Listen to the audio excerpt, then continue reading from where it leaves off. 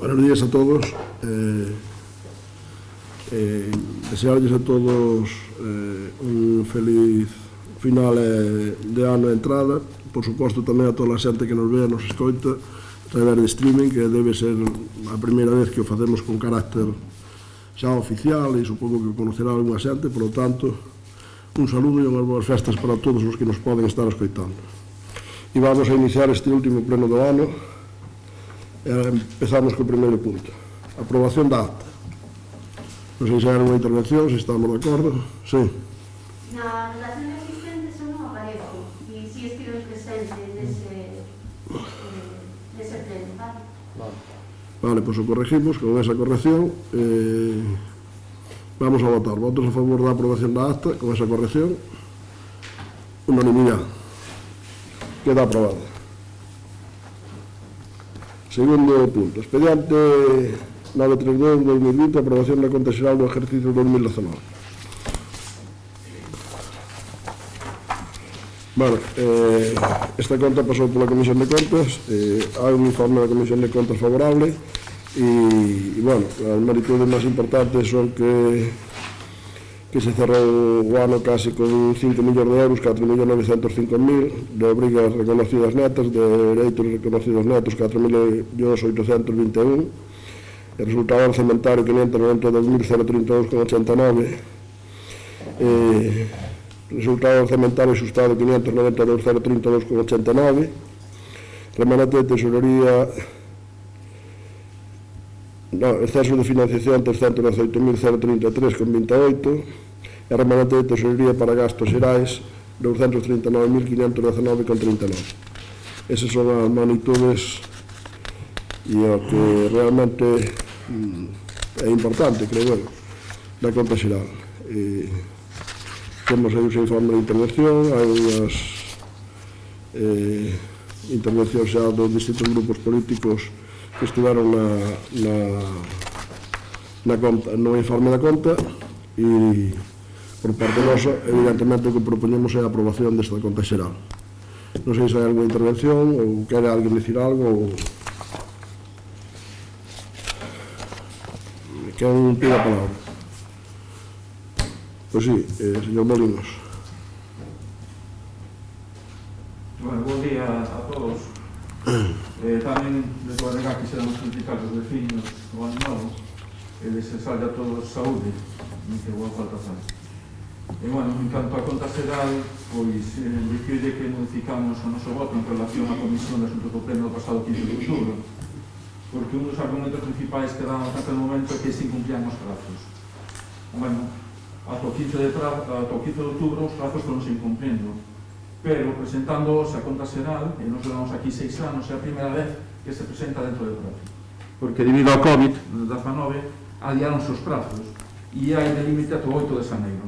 Entón, debido a ese cambio de actitude por parte do Concello, que presenta en tempo e forma a documentación, neste caso a conta xeral, pasamos ás termos.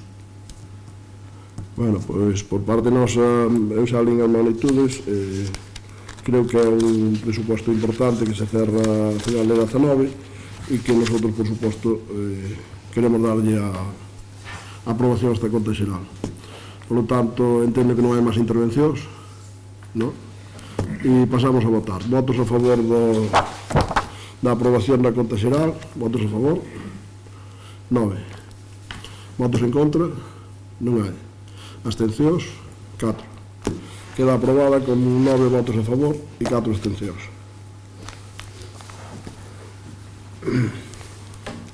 Terceiro punto. Moción presentada polo Partido Popular para instar ao Goberno a modificar a lei orgánica de modificación da lei para aumentar a calidad do ensino educativo e garantir os dereitos fundamentais dos españoles recollidos na Constitución. Bueno, eso estou lendo o que poñemos na... Nosotros presentamos unha moción, aunque xa está aprobada esta lei no Senado, porque además aprobou como algunhas cousas máis por parte deste goberno a toda prisa, correndo, sin contar con nadie, e sobre todo sin deixarlle participación ás distintas representantes do mundo educativo, nin profesores, nin asociacións, nin pais, etc. Entón, nosotros tenemos unha moción que, xa digo, aunque está aprobada no Senado, pero creemos que este é un tema demasiado grave para deixalo pasar. Entón, creemos que o noso Concello ten a obrigación de defender os intereses dos veciños, os intereses dos ciudadanos, sobre todo a libertad, e, polo tanto, a pesar de estar aprobada no Senado de fai uns poucos días, xa digo, por haberse saltado prácticamente todas as normas habituales, non digo legales, pero sí habituales, dunha lei deste calibre, pois nosotros queremos traer a este pleno. E nosotros, eu vou a ler unhas poucas cosas das que dicimos aquí na moción.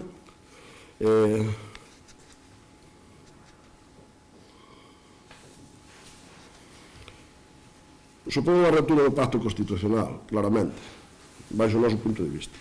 E dicimos aquí que suprime as libertades, non é que digamos, é que estamos convencidos que vou a ler agora. Suprime as libertades educativas consagradas no artículo 27 da Constitución Española, e con iso impide ás familias españolas elixir a educación e o centro educativo que queren para os seus fillos. Segundo, ignora as competencias exclusivas do Estado establecidas no artículo 149 da Constitución de regulación das normas básicas de desenvolvemento do dereito á educación e á liberdade do ensino, ademais da obtención, expedición e homologación de títulos. Elimina a comisión do castelán como lingua oficial do Estado e como lingua vehicular no ensino, algo que me parece, eu creo que é increíble. Cualquier país europeo do noso entorno, pois eu creo que se en Francia a alguén se lle ocurre dicir que se elimina o francés do sistema educativo como lingua oficial, pois eu creo que, non sei, alguén diría, pois, este gobierno se puxo loco, non?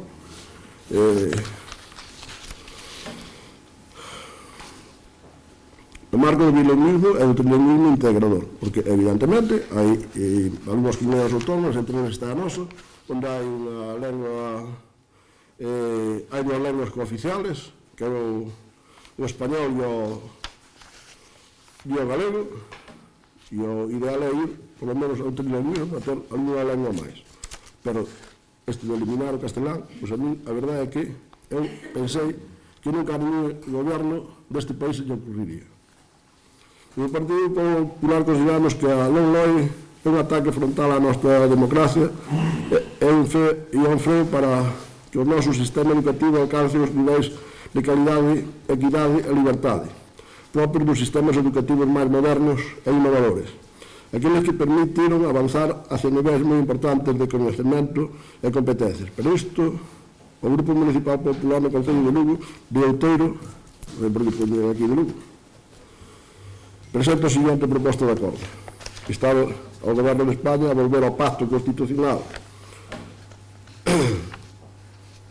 en materia educativa a respetar a doutrina constitucional nas súas diferentes sentenzas que garanten o dereito das familias a elixir o modelo educativo e o centro onde escolarizar os seus fillos, así como a presencia no sistema educativo dos centros de ensino diferenciado unha opción pedagóxica máis que as familias teñan dereito a acceder en condicións de igualdade.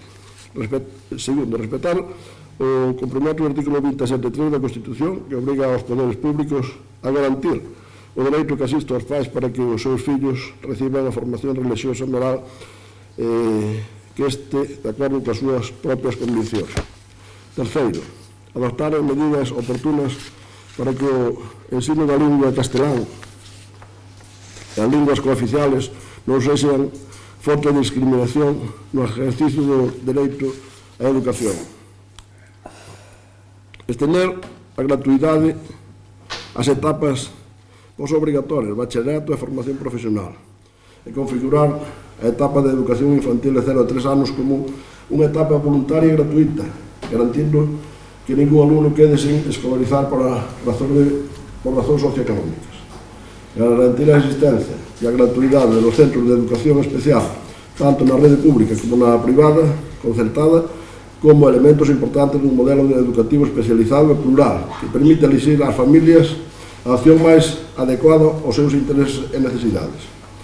Incorporar as medidas de calidade e excelencia referentes no noso país, nos países do noso contorno, co fin de superar o nivel de conocemento e competencia exigibles ao sistema educativo no marco europeo. Avaliación transparente e rendición de contas, autonomía dos centros, reforzo da función directiva, etc. Sétimo, respetar aos corpos nacionais do profesorado, neste marco aprobar un sistema de selección, formación e carreira profesional para que os docentes que permita situarlle no epicentro da mellora da calidade do sistema educativo.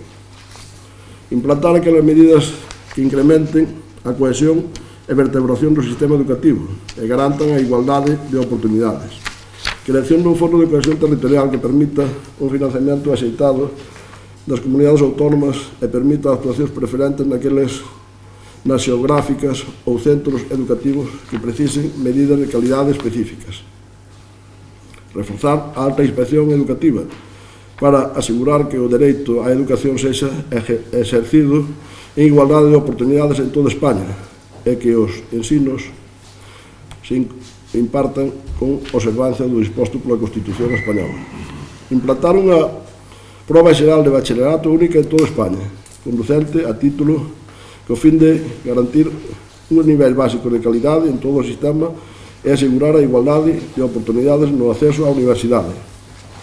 Implantar un plan de avaliación xeral do sistema educativo de prioridade trienal que permita ao Estado dispoñer dun diagnóstico certeiro do sistema e a adoptar as decisións adecuadas para a mellora continua do mesmo. Deseñar un currículum común en toda España que represente o 65% dos ensinos comuns nos seus propios terreos, naquelas comunidades autónomas sin lengua cooficial, e o 55% naquelas que teñen lengua cooficial. Avanzar cara á modernización e transparencia do sistema educativo neste sentido. Desenrolar un plan integral para a modernización e transformación digital do sistema educativo, avanzando cara ao pleno dominio por parte de todos os alumnos das competencias digitales. Incorporar a obrigatoriedade no sistema educativo español do aprendizaxe dunha segunda lengua estranxeira. Reforzar e modernizar a formación profesional dual adecuando ás exixencias do noso modelo productivo. Incorporar a legislación básica un plan de emergencia educativo para situacións de catástrofes, crisis sanitarias ou contaminacións graves. Décimo, dar traslado deste acordo ao Presidente do Goberno, ao Ministro de Educación e Formación Profesional, así como aos voceros dos grupos políticos representantes do Congreso de Diputados. Señores, eu acabo de lerlle a moción, pero, bueno, aquí o que estamos asistindo é un ataque directo á libertad, á pluralidade e á democracia no fondo, que é o máis grave de toda esta situación. Entón, non é unha lei máis educativa, non. É unha lei que quere eliminar o castellano, o sistema, a lengua que se utiliza en España e que falan 600 millóns de persoas no mundo. Eu entendo que debe ser polos pagos que este goberno ten que facer algúns apoios de independentistas e de eu creo que de grupos que realmente non pensan ben o que fan, baixo o meu punto de vista, o sea, cada un ten a súa forma de velo, non? Pero baixo o meu punto de vista dunha disgregación absoluta deste país. Entón non hai nada millor que empezar enfrentando a xente na educación, empezar adoctrinando os nenos de pequenos para terminar tendo os problemas que temos en algunhas comunidades autónomas deste país. E claro, que isto faga un goberno de izquierdas que en teoría parece que debería defender as clases máis baixas, porque claro, como a sempre, é como a todo, os ataques sempre van fundamentalmente contra as clases máis baixas, porque evidentemente as clases máis con mellor situación económica sempre teñen posibilidade de mandar os seus fillos a fora, de mandarlos a estudiar a outro país, de mandarlos a colegios privados, que bueno, non sei se o va a poder facer, porque aí a ministra algún día que dice que os fillos non son dos pais, que son do Estado. Pois, oye, ao mellor ni siquiera poden mandar os fillos a outro país. O sea, que, bueno, é que me parece, xa sin entrar na profundidade dos detalles educativos, que non son profesional desa rama e tampouco os conozco en profundidade, pero que hai un tema político dunha profundidade terrorífica, terrible, e que desde logo non podemos permitir que isto se leve adiante. E non podemos permitir que este goberno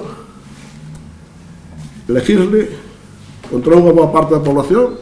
Eu creo que contra unha parte dos seus votantes, incluso, estou convencido, alá eles, co que fan, pero estou convencido que tamén contra unha parte dos seus votantes, e que se plegue ás peticións e ás exigencias de certos grupos independentistas que hai en este país e en algunhas comunidades autónomas. Por lo tanto, nosotros queremos que con o noso gramiño de arena, desde o Concello de Outeiro de Rei, que por eso traemos esta moción, aunque seña despois de estar aprobada a lei, e creemos que debemos intentar que todos os ciudadanos se den conta desto e que o teñan en conta de cara ao futuro con este goberno. Non sei se hai alguna intervención por parte dos demais grupos. Partido Socialista. Bueno, primeiro quero desexar que o 2021 veña con cheo de esperanza para abandonar este ano horrible do 2020. Eu desexo para todos os veciños de Outeiro de Rei e toda a xente que estea vendo este pleno en directo. Vostedes presentan hoxe esta moción seguindo as directrices do seu xefe en Madrid, de igual xeito que están facendo no resto do país, baseando os seus argumentos en verdadeiras mentiras. Non son certas ningunha das afirmacións que nos ofrecen para apoiala. Miren, señores e señoras que están aquí, concelleiros, esta lei nace apoiada por amplos sectores e sensibilidades que creen na educación como progreso e igualdade de oportunidades, apoiada por 6 partidos que reflicten a diversidade complexa da nosa sociedade, a diferenza de como era España nos anos 80 e 90. Existe o consenso para o pacto educativo, agás coa dereita, que é partidaria dunha lei como a 11 de Ver, unha lei que ia contra o consenso internacional en torno á educación do século XXI. Educación inclusiva, equitativa e competencial, é dicir, que aporta capacidades e non só saberes ou materias. Coa educación progrésase, non se xoga nin se utiliza para fins partidistas. Non hai un pacto educativo coas dereitas porque se autoexclúen desde 1978, mirando máis hacia o pasado que hacia o futuro. O seu proxecto está baseado na preferencia pola educación privada, a religión católica, por suposto, e a recentralización, se quere resolver os problemas de educación dunha sociedade plural como a que temos hoxe en día en España. O verdadeiro problema do noso sistema educativo é a elevada taxa de fracaso e abandono escolar que afecta un 44% dos fillos de traballadores. O verdadeiro problema é estar por debaixo do promedio europeo en FP. O problema é que non se inviste o suficiente para estar á altura do que corresponde ao noso nivel de desenvolvemento económico. Estes son problemas que lastran o noso emprego, desenvolvemento e competitividade. Esta lei, a diferenza do que vostedes afirman nesta moción, reforma como nunca a equidade e o bo uso dos fondos públicos para que non haxa privilegios. Por iso, a dereita, vostedes, non a poden aceptar.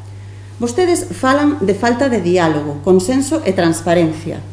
Están esquecendo que coa LOMCE, só aprobada polo PP, se provocouse a primeira folga xeral unitaria de todo o ensino público, en democracia co rexeitamento do 87,6% do profesorado. Por certo, esa lei só foi apoiada polo PP durante 3 anos despois de tela aprobado, deixando en suspenso e creando un problema xurídico posterior que se resolve con esta nova LOMLOE. Este é o xeito en que vostedes, a dereita, trata a educación española. En que parte da lei leron vostedes que se supriman as liberdades educativas consagradas no artigo 27 da Constitución? Onde se ignoran as competencias exclusivas do Estado? Onde elimina a condición do castelán como lingua oficial do Estado? Onde como lingua vehicular do ensino? Están seguros de que vostedes leron a lei? A verdade, creo que nin leron a súa moción, porque vai dirixida ao Concello de Lugo. Se saben que o castelán é unha lingua maioritaria no mundo, é ridículo pensar que a LOMLOE amenaza o futuro do idioma, cando a nivel global atrae cada vez a máis falantes. Eu pregúntome cando se poñerán vostedes a favor da defensa da cultura, tomando este termo como conxunto de coñecemento tanxible e intanxible que heredamos dos nosos ancestros. Non só se incluen nelas pontes, igrexas, murallas, catedrais ou camiños, senón, por suposto, cada unha das linguas que existen en todo o Estado español. Por que, en lugar de presentar estas mocións ao longo do Estado, xunto coa chamada que están facendo para que as comunidades autónomas onde gobernan incumpran a lei, non mostran vostedes un talante democrático achegándose con esta postura ao populismo libertario de extrema dereita. Opóñome totalmente a esta moción que hoxe presentan aquí.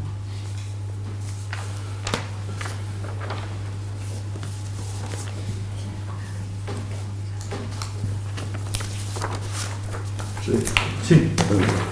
Mire, desde o BNG de Outeiro do Rei lamentamos que se perdera unha oportunidade de enmendar os recortes e ataques ao ensino público perpetrado pola dereita na última década. Pensamos que esta foi unha oportunidade totalmente perdida.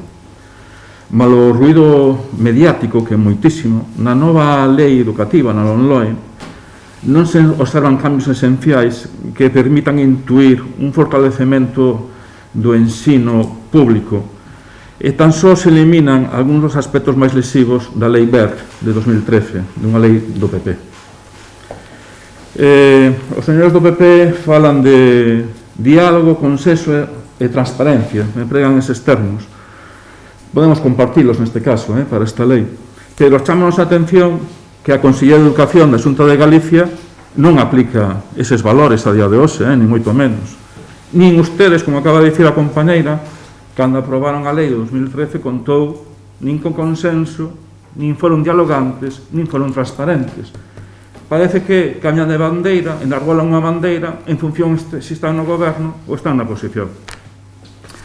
En canto ao que digo vostede da Constitución, bueno, dicirlle que na exposición de motivos, no punto 1, di que a nova lei suprime as liberdades educativas. Bueno, pois dicirlle que o artigo 27 da Constitución Española fala do dereito á educación, nunca fala de dereito a escoller centro educativo, ni moito menos a unha educación segregada por sexos, como contemplaba a LOMCE, e vostedes pretenden. Bueno, dicirlle que nesta lei non se reduce o réxime de concertos, no Estado. En España temos un dos maiores índices de Europa de alumnado que asiste á educación privada ou concertada. A media de Europa é que asistan a colexios públicos, institutos públicos, 81% do alumnado. En España é do 62%. E na Comunidade de Madrid, que vostede ten falado dela como modelo educativo a seguir, asisten a pública o 49% do alumnado. E ese é o modelo que defenden ustedes. Bueno, para nós habería que reducir o sistema de concertos e esta lei non aproveita eso, para nada. E creemos que é un erro. Había que intentar que os centros concertados se foran incorporando á rede pública. E non se fai. Bueno, tema do castelán. Vostede di aí no punto 3, se acaba de dicir oralmente, elimina a condición do castelán como lingua oficial do Estado. É totalmente falso.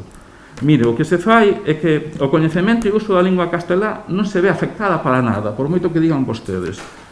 O que se saca é un termo, a palabra vehicular, esa sí que desaparece, que só aparecía na LOMCE de 2013, na Lei Wert.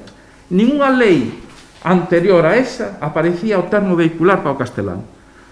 O que nós necesitamos e dicimos e demandamos que é preciso un maior compromiso da Xunta de Galicia para defender a lingua propia de Galicia, a nosa, o galego, porque está a sufrir un proceso de suplantación. A Constitución, señor Pardo, segue en vigor. En o artigo 3.1 di o castelán é a lingua oficial do Estado. É unha lei superior á Constitución. Gracias a Dios. Bueno, pois a súa actitude só se pode entender como unha campaña que parte da mentira para enrocarse en posicións reaccionarias sobre as que construir un discurso ideolóxico que só entende un Estado centralista e negador do carácter plurinacional. Feijóo sabe que diga o que dixera a lei estatal é el quen ten competencias para regular o galego na Xunta, na Comunidade Autónoma de Galicia. E el mesmo decidiu unilateralmente no seu momento impor por vía decreto graves restriccións para o uso do galego, o decreto de plurilingüismo de 2010. Eu non entendo esa teima que teñen ustedes en defender o castelán tanto. Para iso xa están os andaluces, os murcianos, os madrileños, os casteláns, gran parte de Hispanoamérica. Pero para defender o galego só estamos os galegos. Castelao dicía que se ainda somos diferentes e capaces de existir é gracias ao galego, ao idioma. E o noso veciño, Manuel María, dicía que o idioma é a enerxía que nos une e sostén. E se perdemos a fala, non seremos ninguén. Na proposta de acordo fala da religión, como acaba de dicir vostede tamén en un momento. Menciona a formación religiosa e moral. Desde o BNG defendemos un ensino totalmente laico, na que a religión confesional este fora das aulas. Miren, nos consideramos que a religión debe estar nas igrexas, nas mezquitas, nos lugares de culto e naquelas casas en que hasa familias crentes. Cada lei orgánica que pasa por alto que a religión debe limitarse ao ámbito persoal e ficar fora das aulas, das escolas, nos consideramos unha oportunidade perdida. A religión segue presente no currículum, só que agora non conta para as notas, como pasaba antes, algo lógico, non? Ese goberno de coalición que algúns chaman progresista e outros chaman social comunista, como ustedes, non ten a valentía política neste momento de derrogar os acordos co Vaticano do ano 79. Son os acordos continuistas do concordato franquista do ano 53. E dai que teñamos a religión dentro das aulas. A que sexa. Falan de estender a gratuidade ás etapas posobrigatorias. Estaríamos de acordo nese punto. Despois, na súa exposición, fan un totum revolutum que pasou por alto agora en un momento e falan de avaliación transparente, de rendición de contas. Non sabemos a que se refiren, se é as chamadas reválidas que aparecían na lei Wert, que vironse obrigadas a retiralas pola presión social, pola insumisión das familias, ou a que tipo de avaliacións. Non din para nada que esta lei debería ser acompañada dunha lei de financiamento. Non aparece no seu discurso. Non falan da reducción de ratios, que en todas as etapas teria que ser obrigatorio por lei. Non falan de que non aparece a mellora das condicións laborais do profesorado. Si, fan mención ao profesorado, pero eso non aparece na lei e vostedes non o defenden. Non din nada que coa aprobación da LOMLOE ábrese un futuro incerto para aqueles profesores de formación profesional das que falaba a compañera que non teñen título ou grao ou titulación equivalente para acceder á función pública e están nunha situación de incerteza. Vale? Hai moitas cousas realmente educativas que ustedes aquí non tratan. Está claro que atraen para sacudir e a ver que pasa, crispar e romper esa unidade que ustedes tanto defenden.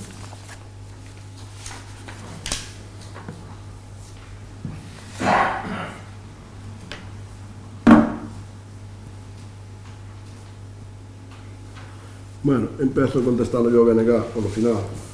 Dice que hai moitas cousas educativas que non tratan. Evidentemente, nós aquí non estamos facendo unha lei, simplemente estamos reeditando unha serie de cousas nas que parece que en algunhas cousas ustedes tamén coinciden e en outras non. Pero é lógico que non coincidan, porque temos unha ideología moi diferente, non? Aunque no tema educativo, ao mellor deberíamos haber coincidido un pouquinho máis todos, e se todos os partidos políticos sobre todo de ámbito nacional, porque eu comprendo que ao mellor con algúns partidos nacionalistas é un pouco máis difícil de chegar a acordos. Se intentara chegar a acordos seguramente que mellor nos iría, e sobre todo mellor lles iría aos nosos alumnos e seguramente tamén ao profesorado, pero fundamentalmente aos alumnos. O profesorado é bom que lle vai a ver para que fagan un bon traballo, para que os alumnos no futuro señan as persoas mellor preparadas, pero para iso hai que darlles as ferramentas adecuadas. E dice usted que para defender o galego só estamos os galegos. Eu quero lle dicir algo que xa teño dito alguna vez neste pleno, que mo xa serán un pouquinho maior. Houve unha época en este país que moitos non recordan seguramente pola edad, onde con un goberno non democrático precisamente os alumnos se lles obligaba a falar en castelán. Algúns que vivimos esa época seguimos falando en galego porque nos quería obligar o Estado a que só faláramos en castelán. E os que cando ahora nos queren obligar algúns tamén, en Galicia tivemos a suerte hasta ahora de non ter un goberno ou telo nun paréntesis moi corto, que si o tuvemos, pero nun paréntesis moi corto, un goberno tamén social nacionalista, e gracias a esa situación, pues todavía non foron capaces de obligarnos a falar en galego. Pero algúns sí que están levando a cabo en algunhas partes de España. E eu creo que, ademais, o margen do tema educativo, que é fundamentalísimo, é a base máis importante para o futuro dun país. Está claro que o que se están generando é unha serie de enfrentamientos e a lengua é un tema, un sistema perfectamente bon para generar os enfrentamientos, que é o que se está pasando neste país nos últimos anos. Sobre todo desde que goberna este goberno que, señores do Bloque, ustedes apoyaron para chegar ao goberno. Non o olviden tampouco. Alégrome de que se den conta que non todas as cousas que están facendo están ben e que en algúns casos xa non nos poden apoyar. Porque, claro, é tan difícil xa de apoyarlos que xa nin ustedes os poden apoyar. Aunque siguen gobernando en todas partes onde poden con eles, evidentemente. Eso tenen os seus gobiernos. O cual no Estado non é necesario o seu voto e por eso se sostén igual e senón tamén se sostendría.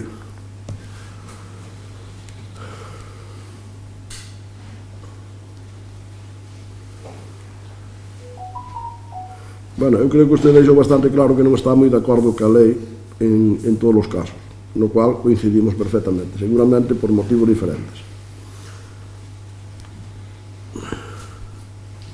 E ao PSOE fai-me gracia cando dice siguen as directrices dos seus jefes. Hombre, non hai nai de millor para... Claro, hai un refrán que dice que fala o varón do que lle pasa, ou sea, fala a Tomasa do que lle pasa. Evidentemente, está claro cal é a situación do PSOE, é que unha boa parte dos seus militantes e dos seus simpatizantes están secuestrados por este gobierno, eso é evidente. E además non hai máis que oírlo falar a veces a antigos dirigentes, sobre todo xente con un pouquinho máis de que non eran sospechosos de ser socialdemócratas, non hai máis que escoitalos falar alguna vez. E xa sabemos o que opinan con respecto ás accións deste goberno. Pero a mí me preocupa que hai algo tamén que quero contestar, que decía que non se eliminaban, me parece que o decía o Bloque, que non se eliminaban os concertados. É que como se van a eliminar os concertados? E como se van a eliminar os religiosos? Se todo non sería capaz o goberno de prestar educación para todo o país. Claro, pero as intencións están ben claras. O que pasa é que sería imposible que de repente se crearan aulas suficientes para que o público funcionara e todos os nenos estuveran escolarizados. Evidentemente, entón por eso non se poden eliminar os concertados. Claro, nin os privados, nin os católicos, que non se poden eliminar porque ainda non se poñen recursos suficientes para o público que ten o Estado que sostener. Pero a mí o que me parece gravísimo é que un pai non pode mandar un neno a onde queira. E o que me parece máis gravísimo é que a ministra diga que os nenos non son dos pais e que os pais non teñen a libertade de fazer o que queiran. Eso só me recorda uns cuantos países que hai polo mundo, que ainda queda algún, e outros que houve, que o Estado era o que lle decía a todo o mundo que tiña que facer. O que tiña que fazer, o que tiña que cobrar e onde tiña que estar. E de vez en cando, algún cando podía escapábase del, pero nunca se escapaba ningún do outro lado para ali. Eso ainda nos queda algún polo mundo. Claro, eso é hacia onde estamos camiñando con este goberno social comunista, que é como lle chamamos, porque é como son, porque hai uns comunistas no goberno e hai outros socialistas, pero socialistas de izquierda pura e dura, e outros nacionalistas que tamén son de izquierda pura e dura. Entón vamos chamar as cosas polo seu nombre. Claro, ustedes chaman de extrema dereita algúns que están na dereita, evidentemente, pero que non, que máis ou menos serán moi de dereita, máis ou menos, e non estou falando do meu partido, estou falando de outros, que ustedes están en extrema dereita, e pois alíanse con xente que foron terroristas, ou que son extrema izquierda. Oiga, pois me parece ben, cada un pode aliar con quen queira, pero nosotros non nos vamos a calar, ese é o tema. Claro, estamos nunha democracia de momento. Se lles deixamos a ustedes moito tempo, igual non dura moito. Pero bueno, teñan en conta que sempre nos van ter algúns enfrente de quitarnos as libertades. Sempre nos van a ter. Sempre nos van a ter. As libertades vai costar moito traballo sacárnoslas. Aquí dicía tamén antes que Feijóo que era o que tiña as competencias. Pero que eu, sin embargo, decir un día á ministra fai poucos días, oíño eu, non é que fora un comentario, oíño eu, que dicía que a lei había que cumplirla, senón que faría cumplir os sueces. Iso é unha amenaza directa hacia algunhas comunidades autónomas. Eu non falei nada de Madrid, non sei quen dixo que eu falara de Madrid, eu non falei da Comunidade de Madrid para nada aquí.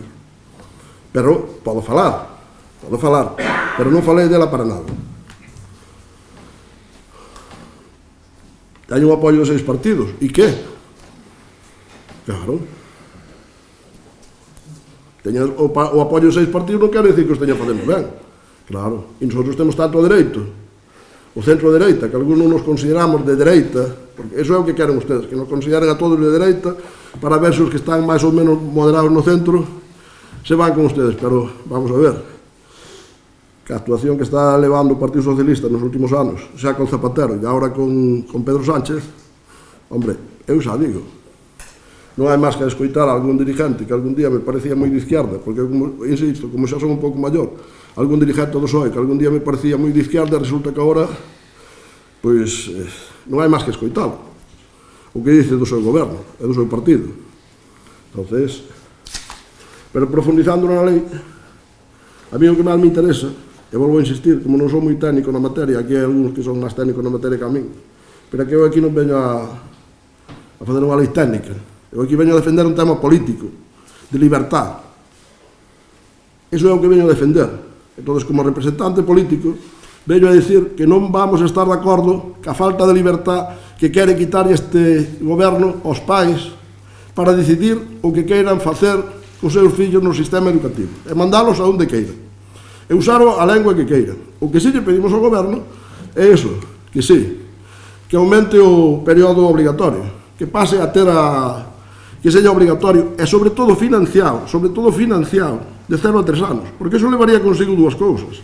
Levaría consigo un sistema educativo que empeza máis rápido, pero que levaría consigo a conciliación familiar que tanto falta lle fai a moita xente xoven, e que é unha das cousas básicas. Se queremos revitalizar este país, temos que fazer que os xóvenes poidan traballar, pero que tamén poidan ter fillos. Entón, para iso, teñen que o goberno ten a obrigación, además co presupuesto máis grande da historia, con unha inyección enorme de Europa, sei que poden cumplir, porque cumplan as normas, porque saberemos, porque tamén a veces os de Europa tamén se fijan no que facemos, e xa lles advertiron máis dunha vez. Oiga, pois estendan a lei a 0 a 3 anos, e financiala, para que eses pais que queren ter nenos, que é moi complicado. Eu creo que é moi complicado. Eu non estou nesa edad, pero vexo a xente xoven, e por eso desde este Concello facemos algunhas cousas que creo que son moi importantes. Vexan a necesidade da xente xoven que quere ter fillos e que poida telos e que para iso poida conciliar con facilidade. Entonces, conseguimos dúas cousas: mellorar o sistema educativo e conseguimos ao mesmo tempo a posibilidade da conciliación, porque evidentemente cando unha familia, cando unha parexa ten un neno ou máis de un neno, pois evidentemente é moi difícil ir traballar e compatibilizalo. E non todo o mundo ten o diñeiro suficiente para pagarse unha persona que o atenda privadamente, porque tampouco temos guarderías suficientes para todos en todo o país. Entonces, e insisto, e algúns, sin ter os medios, sin ter a obrigación, sin ter a competencia, sí que estamos facendo esas cousas, como é facer un programa de conciliación familiar para que os pais poidan conciliar e poidan mandar os seus nenos, poidan ter os nenos que eles consideren que poden ou que deben ou que queren ter, e que ao mesmo tempo poden ir a traballar, porque é fundamentalísimo. Entonces, a mí non me fai falta entrar nos temas técnicos da educación. Xa sei que ustedes son máis especialistas e dedican un montón de tempo a ese tipo de cousas, pero eu só yo quero dedicar ao tema político, ao tema de libertad. O tema de libertad sobre todo dos pais, e de elección de poder utilizar o castelán libremente en todas partes como lengua vehicular. E que tamén se faga cas lenguas cooficiales, que a mí me parecen ben, e díxeno antes. Oiga, cando me querían impoñer falar en castelano, falei en galego, e cando me queran impoñer falar en galego, ao mellor falo en castellano. Hasta onde xa. Entonces,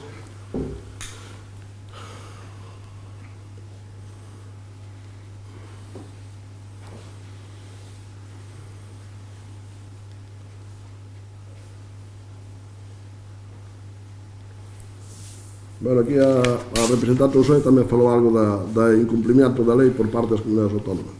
O representante do BNG dice que a competencia de Feijóo entón debe ser das comunidades autónomas.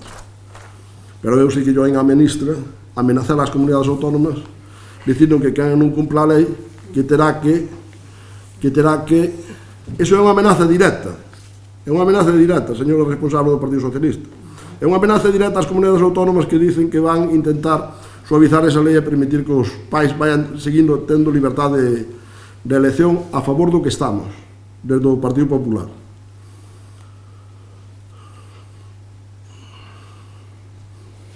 Dicen reducción dos ratios. Como vamos a reducir os ratios se non somos capaces de darlle educación aos nenos de 0 a 3 anos? Pues claro, pero é que ao final podemos pedir o que queramos, pero é que o máis básico, o máis necesario, non somos capaces de facelo, entón como vamos a reducir os ratios? Claro, que hai que dedicar o dinheiro ás cousas correctas. E agora que temos un presupuesto máis grande que nunca, que nos van a exprimir ademais a todos os españoles con impuestos, pois oiga, dedicámonos a cousas lógicas e de sentido común. E non enfrentar unhas comunidades con outras. E unhas partes de España con outras, que é o que nos están levando nos últimos anos. E a ver se o BNG de vale, que agora xa parece que cambiou un pouco de teoría, pero desde logo non lle vexo cambiar onde gobernen xuntos, e darse conta de que a situación é que nos vai levando. Non sei se quero fazer alguna intervención máis. Bloque. Bueno, mire, vostede di literalmente, bueno, vostede, a moción mandada desde Génova, imposición dun modelo caduco, anticuado e superado.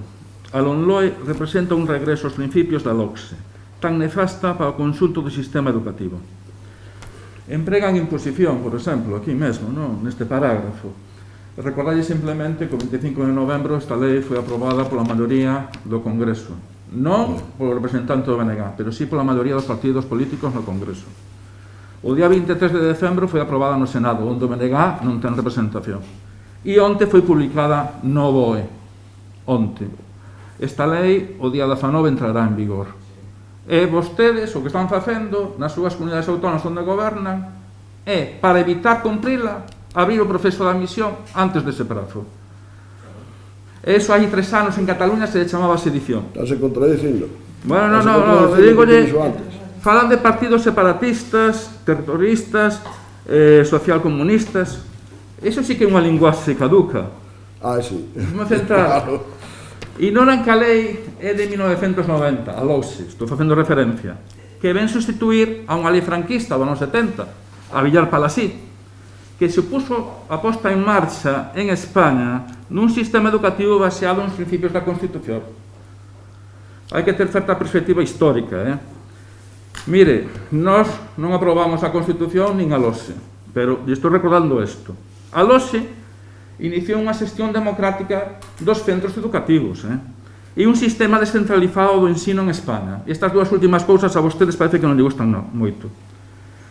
Emprega ao longo do seu discurso, mestura patria, religión, lingua. Se ese discurso non é caduco, non sei eu logo que pode ser caduco.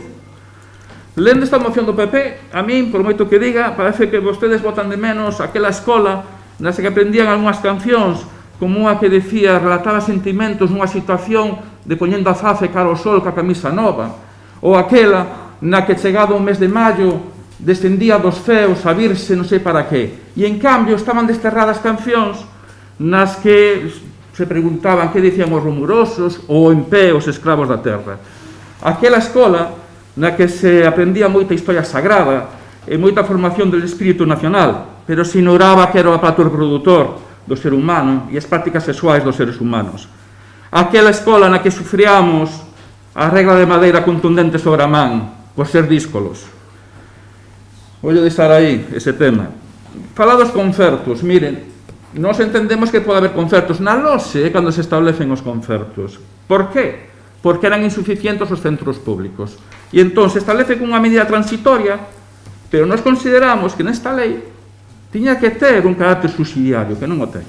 E establecer, como dicía antes a compañeira, arbitrar mecanismos para incorporar eses centros progresivamente á rede pública. E non se fai. O tema da religión, que agora non quiso tratar, a nós nos parece inconcebible que un Estado de Dereito, que vostede di defender, manter un concordato cun Estado que condena a igualdade de dereitos entre homes e mulleres, que condena a homosexualidade, que condena o aborto e a liberdade de conciencia. Bueno, o tema do castelán, vai me permitir que lle vou ler un fragmento en castelán. Arrebatando. Sí. Hable bien, sea patriota, no sea bárbaro. Es de cumplido caballero que usted hable nuestro idioma oficial, o sea, el castellano. Es ser patriota. Viva España y la disciplina y nuestro idioma cervantino. Arriba España. Vostedes están facendo as beiras, por moito que intenta desmarcarse, a este discurso. E están facendo as beiras. Como que intentamos impoñer o galego? Non é así. Eso é outra mentira máis, outra falacia que están vostedes dicindo. De ser así, somos uns auténticos negados. Porque, segundo vostedes, levamos décadas facendo, intentando facer, e usted ve o galego que sexa mayoritario no comercio, no ensino, na sanidade, na investigación, nos medios de comunicación. Eu creo que está moi confundido. Hai organismos como o INE, o Consello da Cultura Galega, a Real Academia Galega, que mostran unha fonda preocupación pola saúde do noso idioma. E vostedes isto ignoran totalmente. O galego sí que está no ensino, pero un fracaso total e absoluto.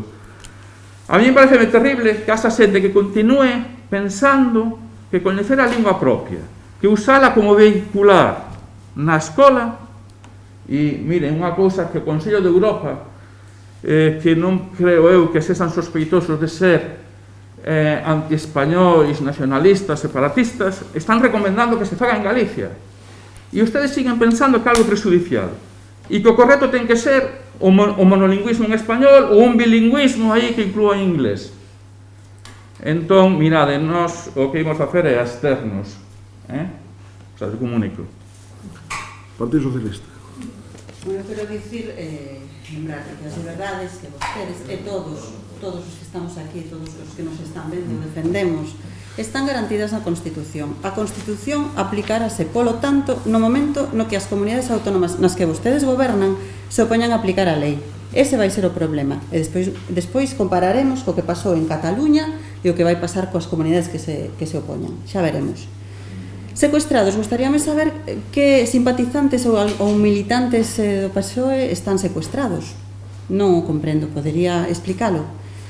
Eu penso que neste momento vostedes están posicionados no punto máis á dereita que se pode estar. Non son centro-dereita, son á dereita da dereita. E eu é que prefiro non seguir falando dunha moción que está baseada totalmente en mentiras, sinto moito.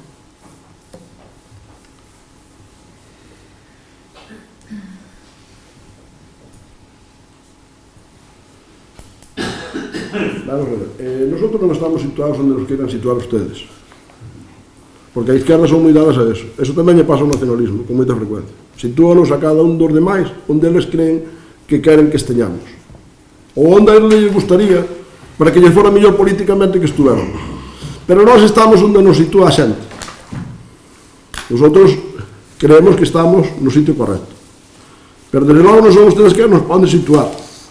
Non, ustedes non son que nos poden situar nin na dereita, nin no centro de dereita, nin na extrema dereita, nin en ningún sitio. Que nos sitúa é a xente.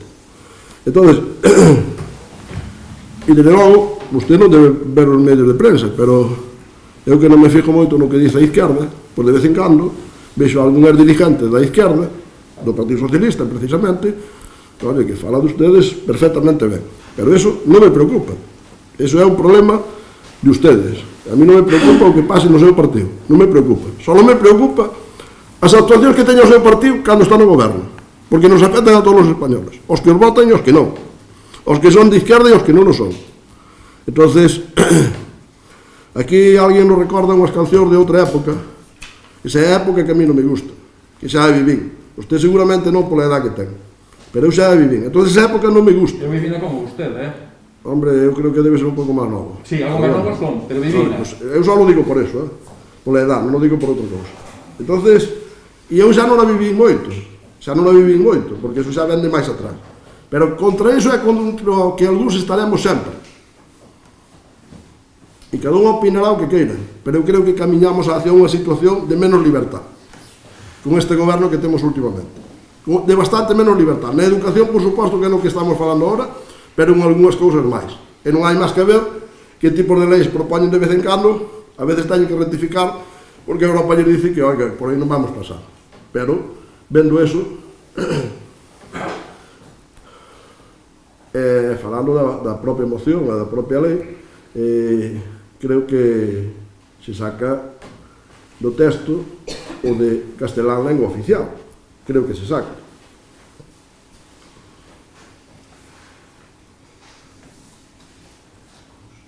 Vale, por exemplo, teño aquí outra nota, os nenos de capacidades especiales a onde van a ir?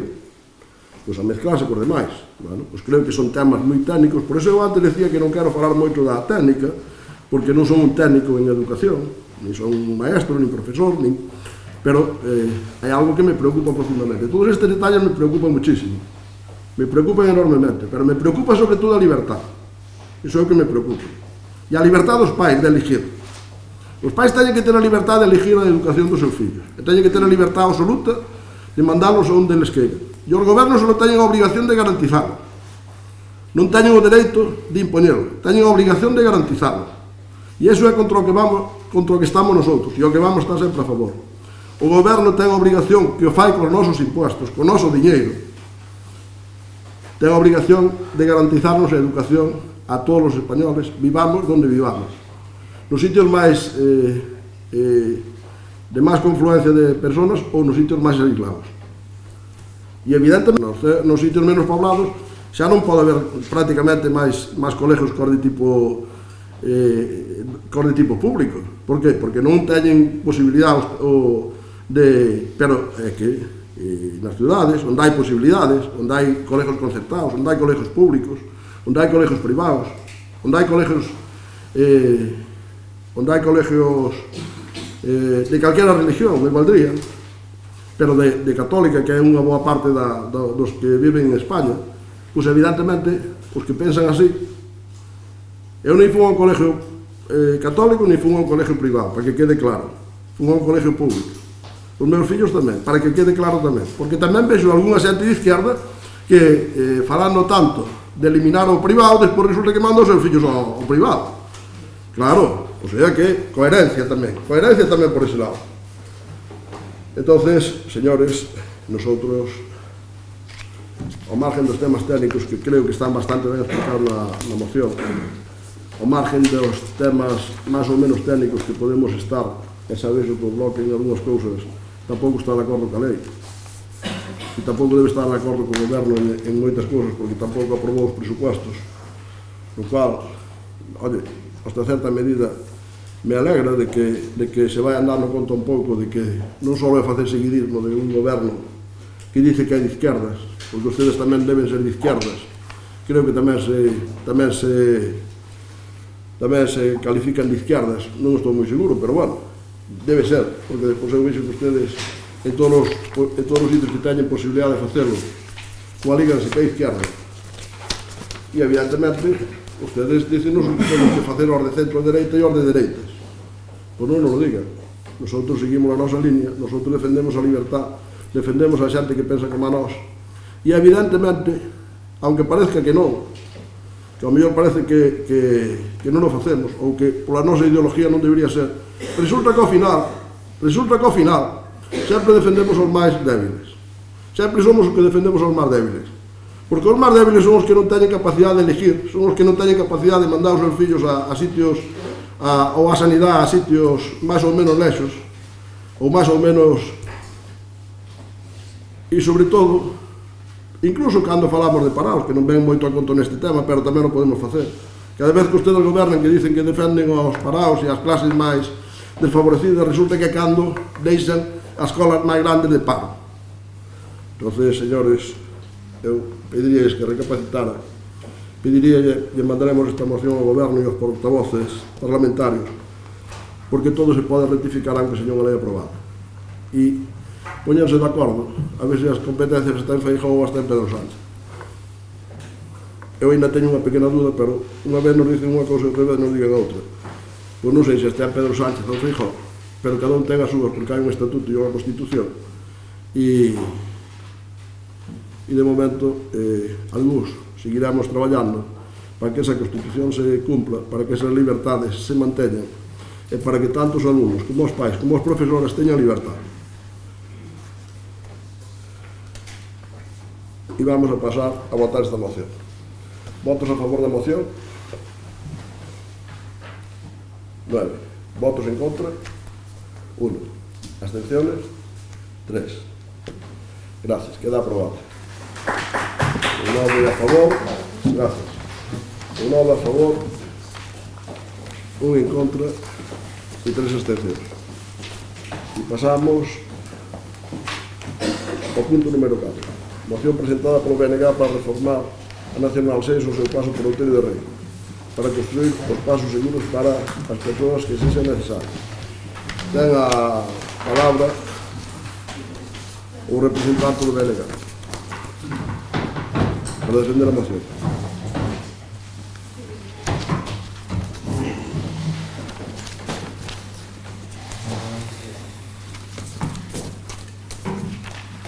Ten a palabra, Sí, vale. Vale. Un momento. Nada. Non é que como levamos unha hora con unha moción, pois eu creo que temos que agilizar un pouco, porque eu xa o teño dito algunhas veces en algunhas administracións ás cual eu vou algunhas veces e vexo noutros sitios, pois hai uns tempos que son moitísimo máis reducidos, aunque as administracións señan moito máis grandes. Entón, eu rogolles que señamos todos un pouquinho máis breves, porque ao final podemos deixarlle claro á xente igual o que queremos facer. Pois o que temos que facer con eso é dar exemplo. Entón, como hai que dar exemplo de agilidade, eu logo remato, non se preocupe. Pois moitas gracias. Bueno, como de todos é sabido, a Nacional Sexta divide a nosa vila en dúas cidades, Jesús, en dúas metades. Terminaremos en ciudad, non se preocupe. O paso que vamos, divide a nosa vila en dúas metades, facendo que actividades cotiás como de ir á farmacia, ou de ir ao banco, de ir á casa museo, pois se convirtan nun risco para a nosa veciñanza, por ter que atravesar varios carréis de sala nacional. Asimismo, tamén frea o desenvolvemento que se pode levar a cabo neste concello. A nosa vila é a única en toda a Nacional Sexta que non ten un punto para poder cruzala con seguridade, ben sexa un paso de peóns, un semáforo, unha rotonda, ou o que sexa. Isto trae consigo, pois eso, un risco importante, sobre todo nun dos cruces, que é un nó de comunicación para toda a comarca, que ten un tráfico moi fluido, como é o enlace da Nacional Sexta ca LU 115, que é a que une Outeiro de Rei con Castro de Rei. É unha obriga de calquera administración velar pola seguridade das súas veciñas e poñer os medios precisos para evitar eses riscos. Dende o BNG levamos moitos anos facendo distintas actividades, tanto nas institucións como con manifestacións, co apoio da veciñanza, reclamando un paso seguro entre esas dúas metades da vila. No borrador dos anteriores orzamentos do Estado aparecía por primeira vez unha partida para facer unha rotonda con un presuposto de uns 350.000 euros, máis ou menos. Por cousas que pasan e non sabemos moi ben por que estes 350.000 euros desapareceron dos orzamentos do 2021. Mais ben, o goberno do PSOE de Podemos fixos desaparecer. Sen que ningún deputado, agás o deputado do Bloque, presentara enmendas por eso. Que desaparezca esa partida parecenos moi importante, moi grave para Outeiro, tendo en conta que os presupostos do Estado aumentaron nun 60%, mais as partidas destinadas a Galiza descenderon nun 15%. Dentro dese 15% que descenderon está o desta situación. Antes vostede dicía que se alegraba de que non fóramos un partido seguidista. Evidentemente mostra de que non somos un partido seguidista e que somos autónomos e que miramos polo ben sempre do noso país, que é Galiza.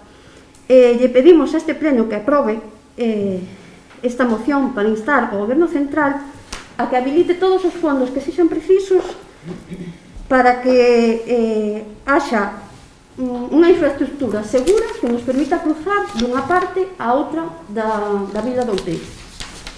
Rematei.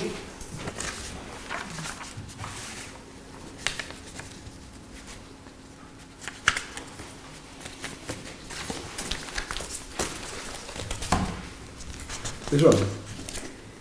Bueno, teño que dicir que cando se abriu o trámite de información pública lá por setembro respecto a glorieta que se quería facer aquí en Outeiro, levei unha gran alegría porque despois de tanto tempo esa obra se iba a se facer e parecía que se vía a súa consecución. A desilusión chegou cando nos orzamentos xerais do 21 non aparece nada que se refira a cifra que era 365.472 euros, era o que aparecía. Bueno, aínda que Lugo, iso hai que velo, é a terceira provincia do Estado na que máis incrementou o orzamento do Ministerio de Transporte, un 90,7%, semella efectivamente que se esqueceron de Outeiro de Rei.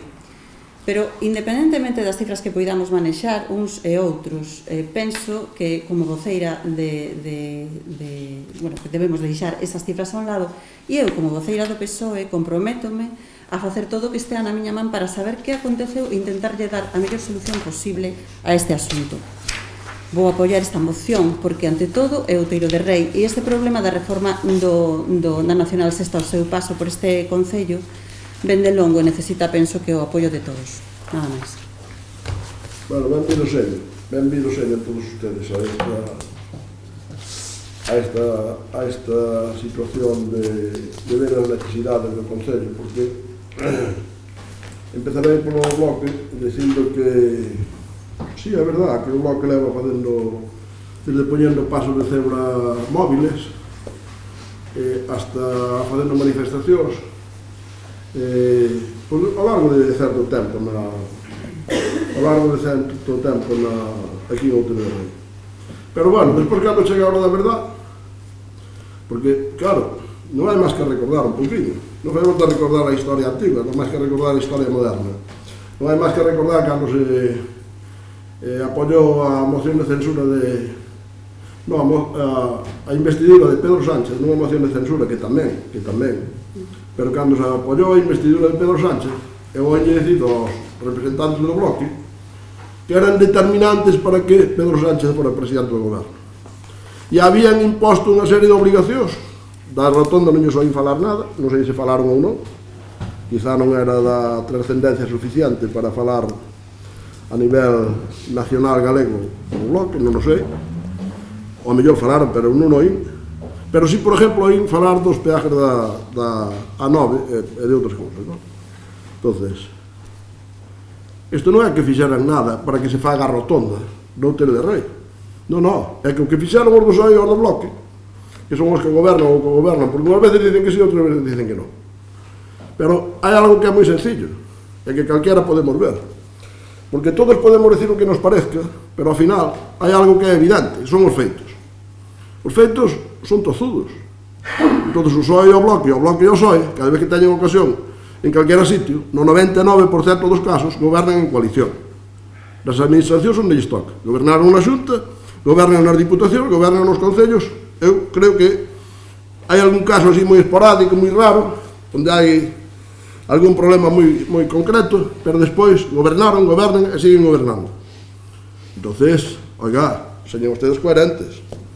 E o señor do PSOE tamén, claro, evidentemente, hombre, con un presupuesto tan ampliado, que nos retiren unha rotonda, que é unha parte de todo eso que hai que fazer na Nacional 6. Porque non olviden, señores concejales, que aquí hai unha memoria, uns planos, que además están colgados aí, me parece, se non me equivoco, nunha parte de aí onde o jefe de carreteras de Galicia, do Ministerio de Fomento, no 2017, fixo uns planos para a travesía do Outeiro de Rei. Están aí expostos, para que os vexa todo o mundo. E desde eso, se había conseguido que o goberno do PP, con ese presupuesto tan nefasto de Montoro, pues había conseguido que se lle houberan posto 350.000 euros a rotonda de Outeiro de Rei. A primeira fase, digamos, deste proxecto, que leva varias rotondas, e leva a urbanización de toda a Nacional 6 no tramo do núcleo urbano.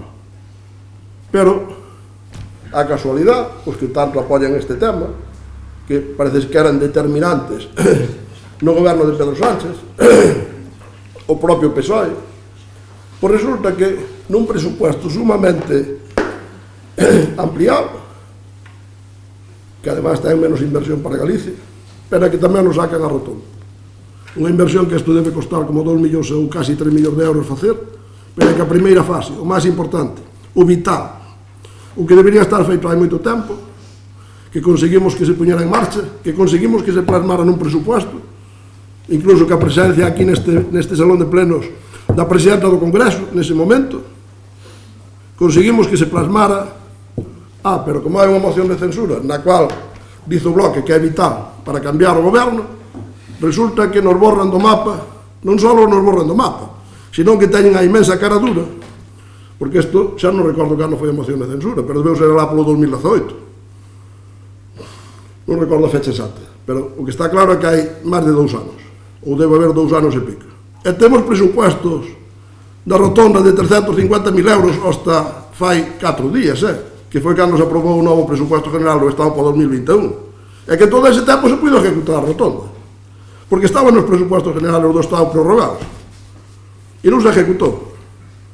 E nin os do Bloque, que son determinantes, como dicen eles, no goberno de Pedro Sánchez, nin os do PSOE, que evidentemente son do goberno e están moi cohesionados, como dice a señora concejala, e eu non poño en dúda, foron capaces de neses 2 anos levar adiante o que estaba planificado e presupuestado. E agora resulta que vimos con un presupuesto expansivo no 2021 e eliminamos a rotonda. E agora veñen os do Bloque e dicenos que a queren pedir eles. Oiga, non nos tomen o pelo, non nos tomen o pelo, porque se a que deberían pedir a ejecutaran, obligar a Pedro Sánchez a que a ejecutara, que era o que debería de facer. E nosotros, a pesar de toda esta tomadura de pelo, vamos a propoñer unha emenda de engádega. E se quere, aprobámosla con esa emenda de sustitución. A ver onde a teño, porque teña aquí. E se non, a poñemos de memoria, porque é bastante sencilla. E dice o seguinte, que a redactaríamos, non a teño aquí redactada plenamente, pero leólla para que se pode cambiar algún punto ou algunha coma. Ustedes empezan referente a reclamar ao goberno do Estado que habilite as cantidades tal, eso é o que dicen ustedes, nosotros decimos, referente a reclamar ao goberno do Estado que habilite as cantidades necesarias para reformar a Nacional 6 ao seu paso por Outeiro de Rei e ejecutar, aí é onde cambiamos o tema, e ejecutar o estudio elaborado pola Demarcación de Carreteras de Galicia no 2017 e con especial urgencia a rotonda presupuestada no 2018 cos seus correspondientes pasos de peós para corrixir o gran problema de seguridade que se dá na zona urbana de Outeiro de Rei. E seguiríamos. Aceptaríamos o párrafo primeiro, onde dice como ben sabido a Nacional 6 tal, e remata pola estrada á vila de Outeiro de Rei unha cuestión urxente. Aceptaríamos eso. Eliminaríamos. Foron moitas as iniciativas que se levaron adiante nesta línea polo BNG. Eso evidentemente non aceptamos, porque eso non nos levou a nada, a nada concreto, nada máis que a facer propaganda. No borrador anterior dos orzamentos xerais do Estado era a primeira, isto está no poñendo ustedes, estou lendo parte da súa moción, No borrador anterior dos orzamentos xerais do Estado era a primeira vez que se contemplaba unha partida económica para comenzar a solucionar o problema. Esta cantidade era manifestamente insuficiente. Tamén estamos de acordo, porque o presupuesto que ten aí é casi 2 millóns e pico de euros. Pero era o inicio da solución, un cambio de sensibilidade de Madrid. Este párrafo tamén lo aceptamos. De xeito completamente increíble nos orzamentos para o 2021 que se acaban de aprobar en Madrid, reiterouse esta partida, volvendo unha vez máis a quedar esquecida a Nacional 6 o seu paso por Outeiro de Rei. Tamén lo aceptamos. Se ben isto é grave, de por sí, con calquera circunstancia este ano, aínda moito máis, por danse un contexto onde os orzamentos medran en todo o Estado 19,4%, con este medre sinalizado en todos os territorios recortanse os cartos que veñen para Galicia no 11,4%, 105 millóns de euros. Menos con respecto aos últimos orzamentos do 2018, eliminando dentro deste recorte os fondos necesarios para a Nacional 6 de Outeiro de Rei. Eu voume parar neste párrafo un minuto non máis, para decirles a ustedes, o do BNG, despois de ser os que levantan a bandeira da defensa de Galicia, despois de ser os que dicen que gracias a ustedes Pedro Sánchez chegou ao goberno, se non era para plantearse todos os gobernos que teñen ustedes en coalición co PSOE, despois desta realmente truada que está facendo o Partido Socialista con Galicia neste momento. Eu creo que debería ser para que ustedes reflexionaran, só lles digo eso. E por todo o exposto, este párrafo aceptámoslo tamén, e por todo o exposto con anterioridade, seguindo coa política de facer sempre as propostas constructivas polo que o Grupo Municipal do Bloque Nacionalista, isto podíamos poñer en dúda, pero vamos a aceptar. O Concello de Outeiro de Rei sométese a debate e a aprobación polo pleno deste Concello esta moción. E só corregimos no acordo o seguinte. Vou ler literalmente o que dicen ustedes. O pleno do Concello de Outeiro de Rei insta ao Goberno do Estado a que habilite os fondos necesarios para que se poida proceder á reforma da Nacional 6 ao seu paso pola vila de Outeiro de Rei, construindo as infraestructuras ustedes dicen necesarias e nosotros decimos diseñadas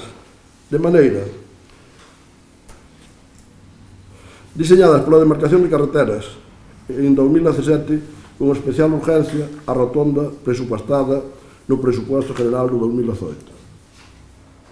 Queda claro que o que lles sustituímos para que haxa pasos seguros para os seus eso seguimos aceptando. Solo eliminamos o de necesario porque fagan o diseñado. E con especial urgencia a rotonda da Nacional. Esta rotonda, porque este é o máis urgente de todos, con moita diferencia.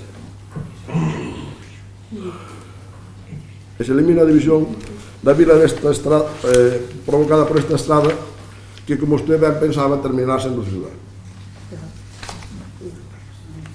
Con esta emenda de sustitución, nosotros podemos aprobar esta moción, porque estamos plenamente de acordo en que nos parece, nosotros que conste que temos tamén algunhas cousas feitas, pois hai unha pregunta do noso diputado don José María García Díez, onde lle pregunto ao goberno en relación con isto, dicen que se está tramitando o proxecto, pero bueno, eu creo que desde algo presupuestado no 2018 me parece que non debería estarse tramitando o proxecto, debería estar ejecutando a obra. Bueno, realmente debería estar ejecutada, pero bueno, como mínimo debería estar ejecutada.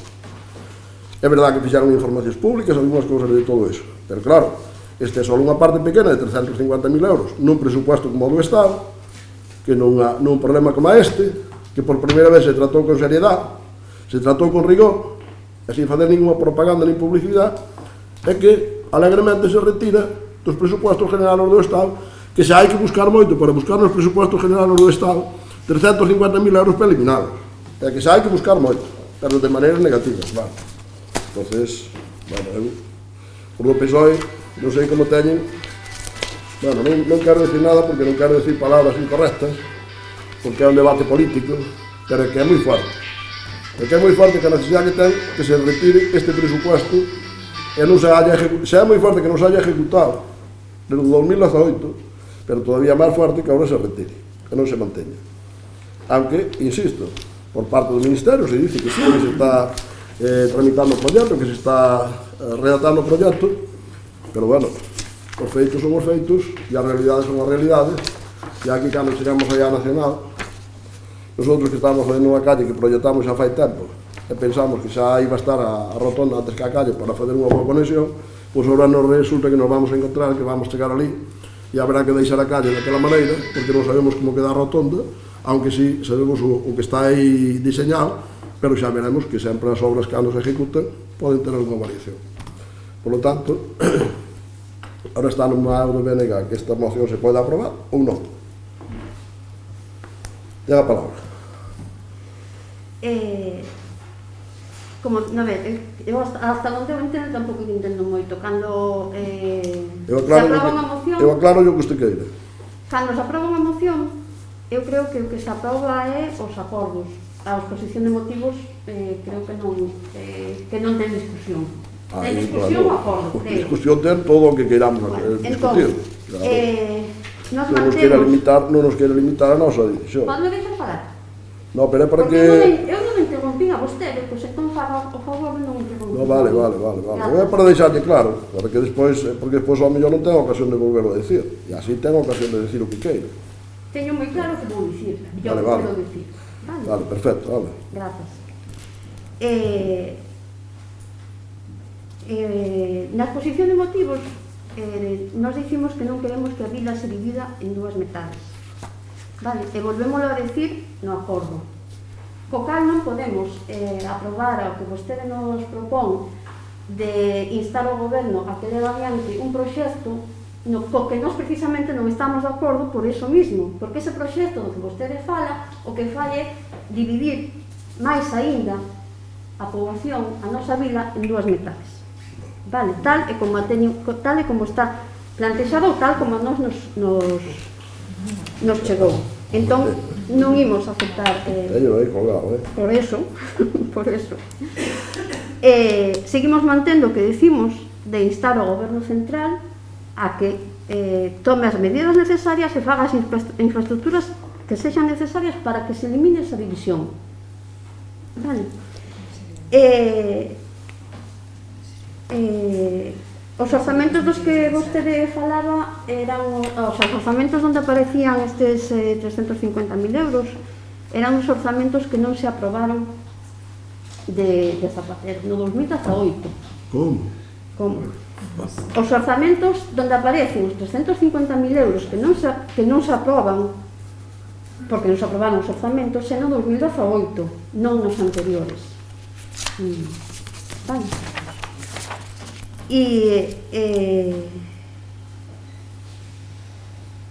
Sempre dixemos e seguimos dicindo que as nosas propostas van a ser constructivas para Outeiro, e seguimos sendo mostra dela é esta.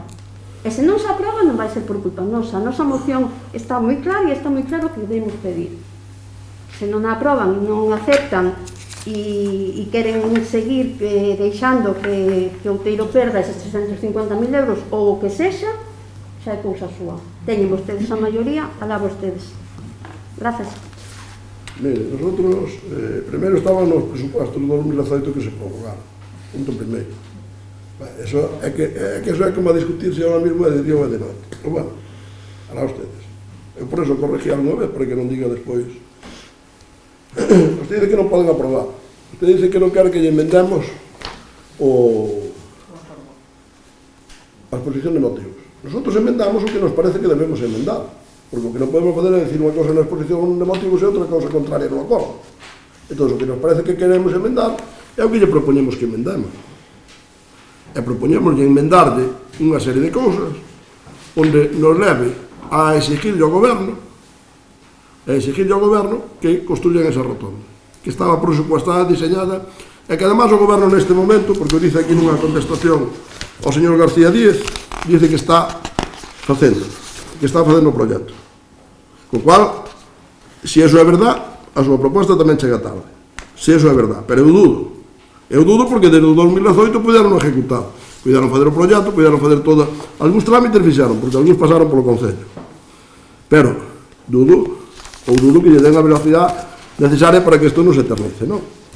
Entonces, se ustedes queren que realmente eso se aprobe, que a maioría dos votos deste pleno, pois evidentemente só pedimos que usted quita propaganda, que é a propaganda que viñeron facendo ao largo do tempo e que nunca conseguiron facer nada, porque non sendo determinantes no goberno, como ustedes dicen, que eu sempre sostuven que non o eran, xa lle lo dixen máis dunha vez aquí neste pleno, que ustedes apoyaban ao PSOE a cambio de nada, moitas veces o fixeron, non agora nesta vez, xa o fixeron máis veces, pero ustedes eran os que dicían que eran determinantes. E son determinantes e resulta que o que está presupuestado polo goberno do PP, por eses presupuestos que tan mal decían ustedes que eran do señor Montoro, resulta que vayan ustedes e non os ejecutan primeiro durante 2 anos, que lle sobra moito tempo, e despois retiran o presupuesto. Eses son ustedes e malos seus socios, os seus socios e máis ustedes, porque ustedes según como lles conveñan, eso xa o vexo, según como lles conveñan están en frente ou están ao lado do PSOE. Na propaganda, pero que despois na realidade eu non vexo que se rompa ningún goberno PSOE e Bloque. É que non vexo que se rompa ningún. Eso que na maioría dos casos, nin o PSOE teñen a maioría, O sea, que tampouco lles importa eso. Teñen a maioría sumado, evidentemente, non podía ser de outra maneira. Hai alguén que dixo antes, aprobouse no Congreso coa maioría dos votos. Só faltaba que non se aprobara ca maioría dos votos. É que non sei como se nos pasa eso siquiera pola cabeza. Só se pode aprobar ca maioría dos votos. Eso está clarísimo. Non sei se a alguén se lle ocurre que se pode aprobar de outra maneira. Nada se pode aprobar sin a maioría dos votos. Espero que en España nunca máis volva a poderse aprobar nada sin a maioría dos votos. Algúns defenderemos eso toda a vida. E non sei se o mellor desde que morramos tamén. Pero, polo menos toda a vida o vamos a defender. Entón, eso non hai que poñerlo en duda. Pero, ustedes, determinantes, e ustedes, señores responsables do goberno, durante 2 anos non ejecutaron.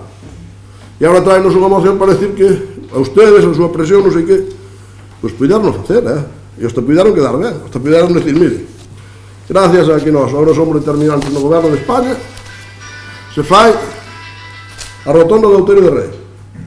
Aunque durante 2 anos impedimos que se fixara, que tamén eran determinantes no goberno de España, tampouco non fixaron. Podían decir eso. E ao final, a mellor, hasta algún lles creía. A ver se lles creen tamén o da P9, que agora onte, me parece que foi onte, que non baixaba o peaje, que baixaba en todos os sitios, menos na P9. E ustedes era o seu tema estrella. Bueno, o outro tema estrella tamén era o da Alcoa, que tamén está a punto de solucionarse, creo eu, con este goberno. Entonces, usted verá, pode manter a moción tal como está, ou pode, en función do que faga, así será o noso voto, ou pode aceptar a emenda de sustitución. Non, a nosa moción mantemos. Non a aceptan, vale. Sí. Pois entón pasamos a votar a moción sin aceptar a emenda de sustitución do PP e centrándose solamente no que poñen na súa moción. Votos a favor da moción, 4. Votos en contra, 9. O cual queda rexeitado. Pois non sei, pero posiblemente nos teñamos que plantexar nós traer unha moción aceitada para que isto se cumpla. Aunque vou a insistir, xa teríamos haber traído seguramente, pero pola información que se nos deu desde o goberno e tamén desde a propia demarcación de carreteras, se nos dice que ese proxecto se está ejecutando. Se está ejecutando a redacción do proxecto. Siguiente moción do BNG, da cual lle pido que señan breves, porque dado o día que é e a velocidade que vamos, pois deberíamos ir rematando o máis rápido posible, por cual agradeceríalles a todos que señamos o máis breves posible. Ten a palabra o voceiro do BNG para defender a súa moción. Moi bons días a todos e a todas, moi bons días ás persoas que nos están vendo a través de YouTube, moito máis un día como hoxe que teñen a paciencia de escoitar, non? É máis de agradecer, e dende logo se toda a ciudadanía nos escoitara máis a miúdo, posiblemente as cousas foran bastante mellores. Moitas gracias en todo caso por estar atendendo a isto. Vou ser breve, e vou ser seguramente bastante máis breve que a vostede, porque é moi fácil pedir brevedade aos demais para depois ser o que máis falen de que seña moción dos outros. Pero, bueno, é igual, eu vou ser breve, vou expoñer o que temos rapidamente, e logo despois usted fale o que queira, que ninguén lle vai a impedir, só faltaría. Esta moción é un tema que lle afecta directamente ás veciñas e veciños de Outeiro, é un problema concreto de Outeiro, e que lle podemos dar a solución en Outeiro. Hai xa, creo que algo máis de 2 meses, entre 2 e 3 meses, empezaron a chegar unha serie de cartas a moitos veciñas e veciños do Concello, conforme se lles informaba que as súas vivendas ou as súas construcións iban a ser dadas de alta de oficio no padrón da taxa de recollida de lixo. Dasa circunstancia que moitas destas construcións ás que a demanda do Concello facía referencia son construcións que están en estado completamente ruinoso, moitas delas incluso sin electricidade, sin portas, sin ventanas, incluso en algún caso hasta sin tallado, co cal que sexan habitadas é completamente imposible, é totalmente imposible que moitas desas construcións sexa posible habitalas. Dado que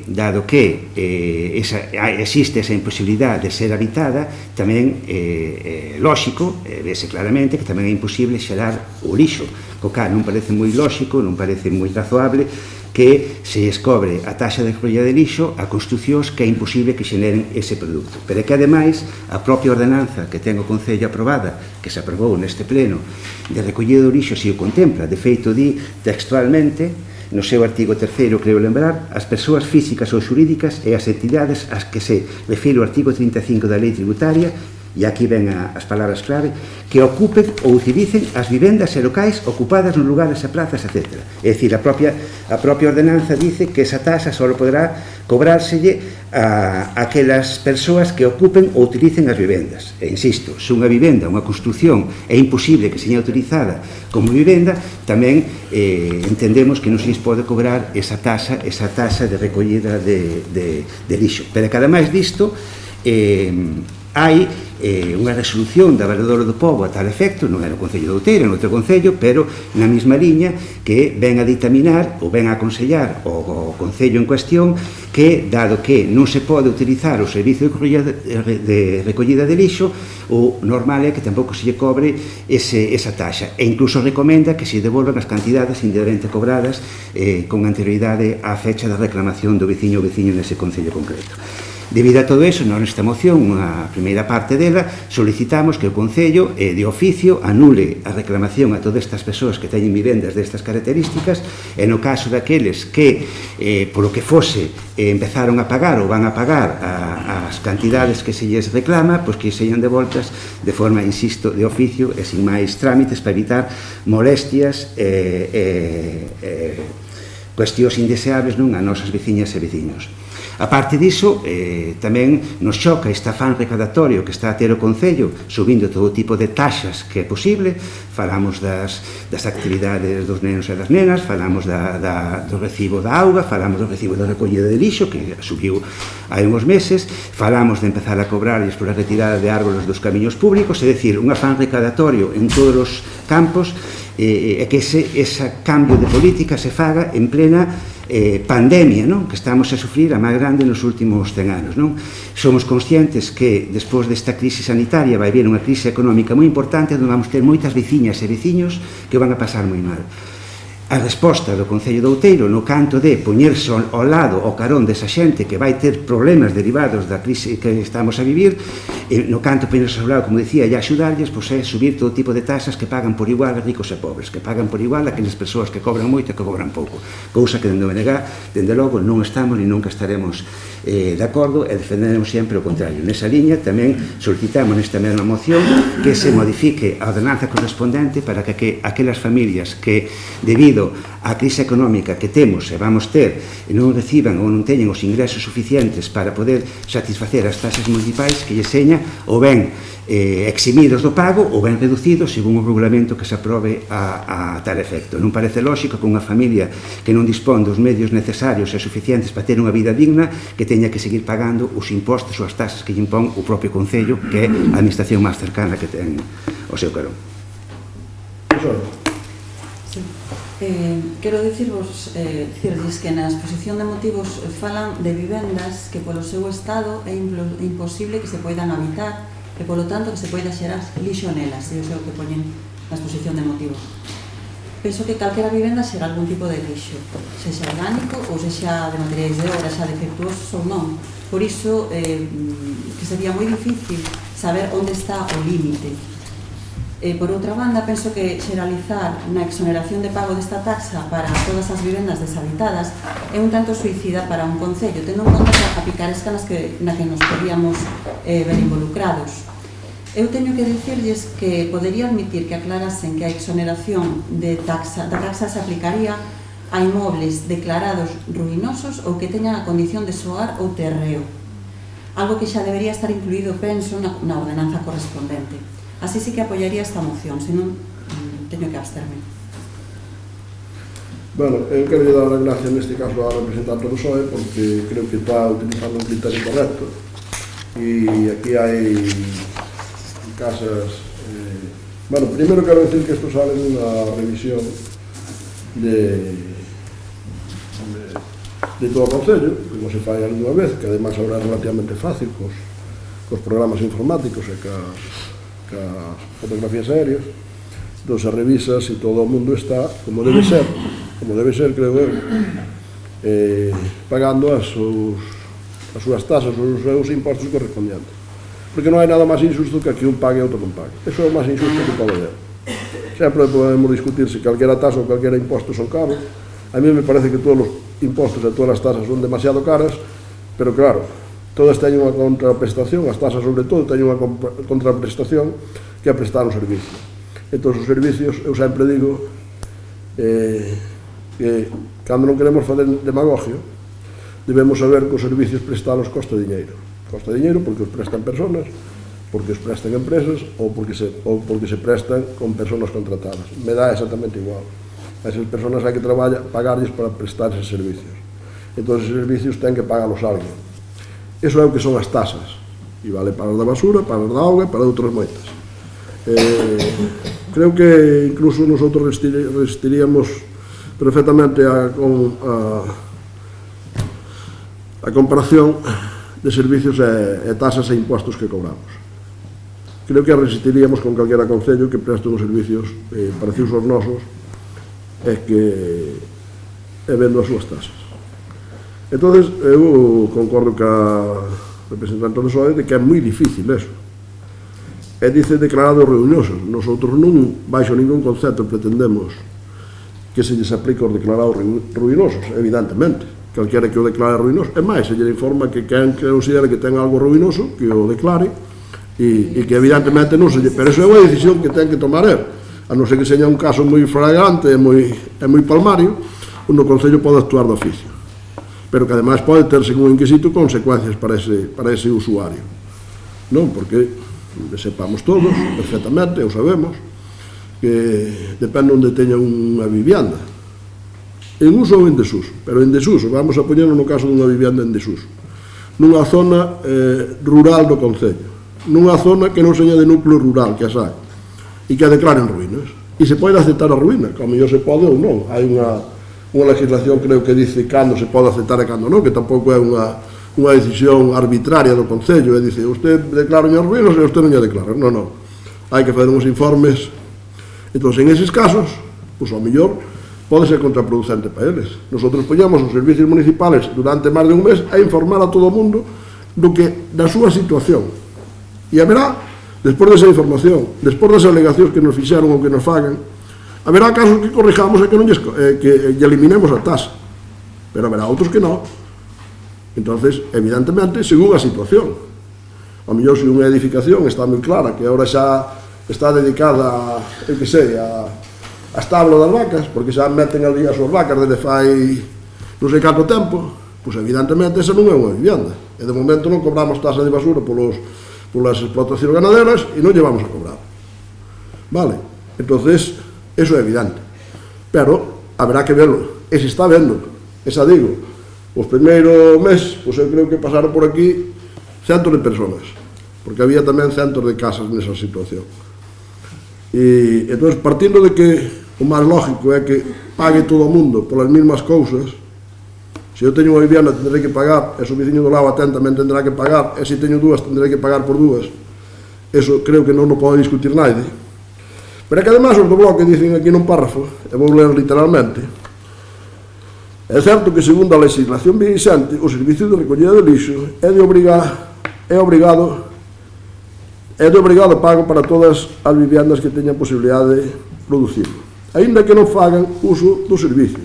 Pero tamén é certo que non parece lógico que se lles cobre a viviendas que polo seu estado é imposible que se poidan habitar e, por tanto, que se pode xerar lixo nelas. Entón, evidentemente, nós estamos perfectamente de acordo en que cando alguén ten algo en ruínas, evidentemente xa non se lle pon. Entendo que non se daría ninguna de alta, pero pode ser.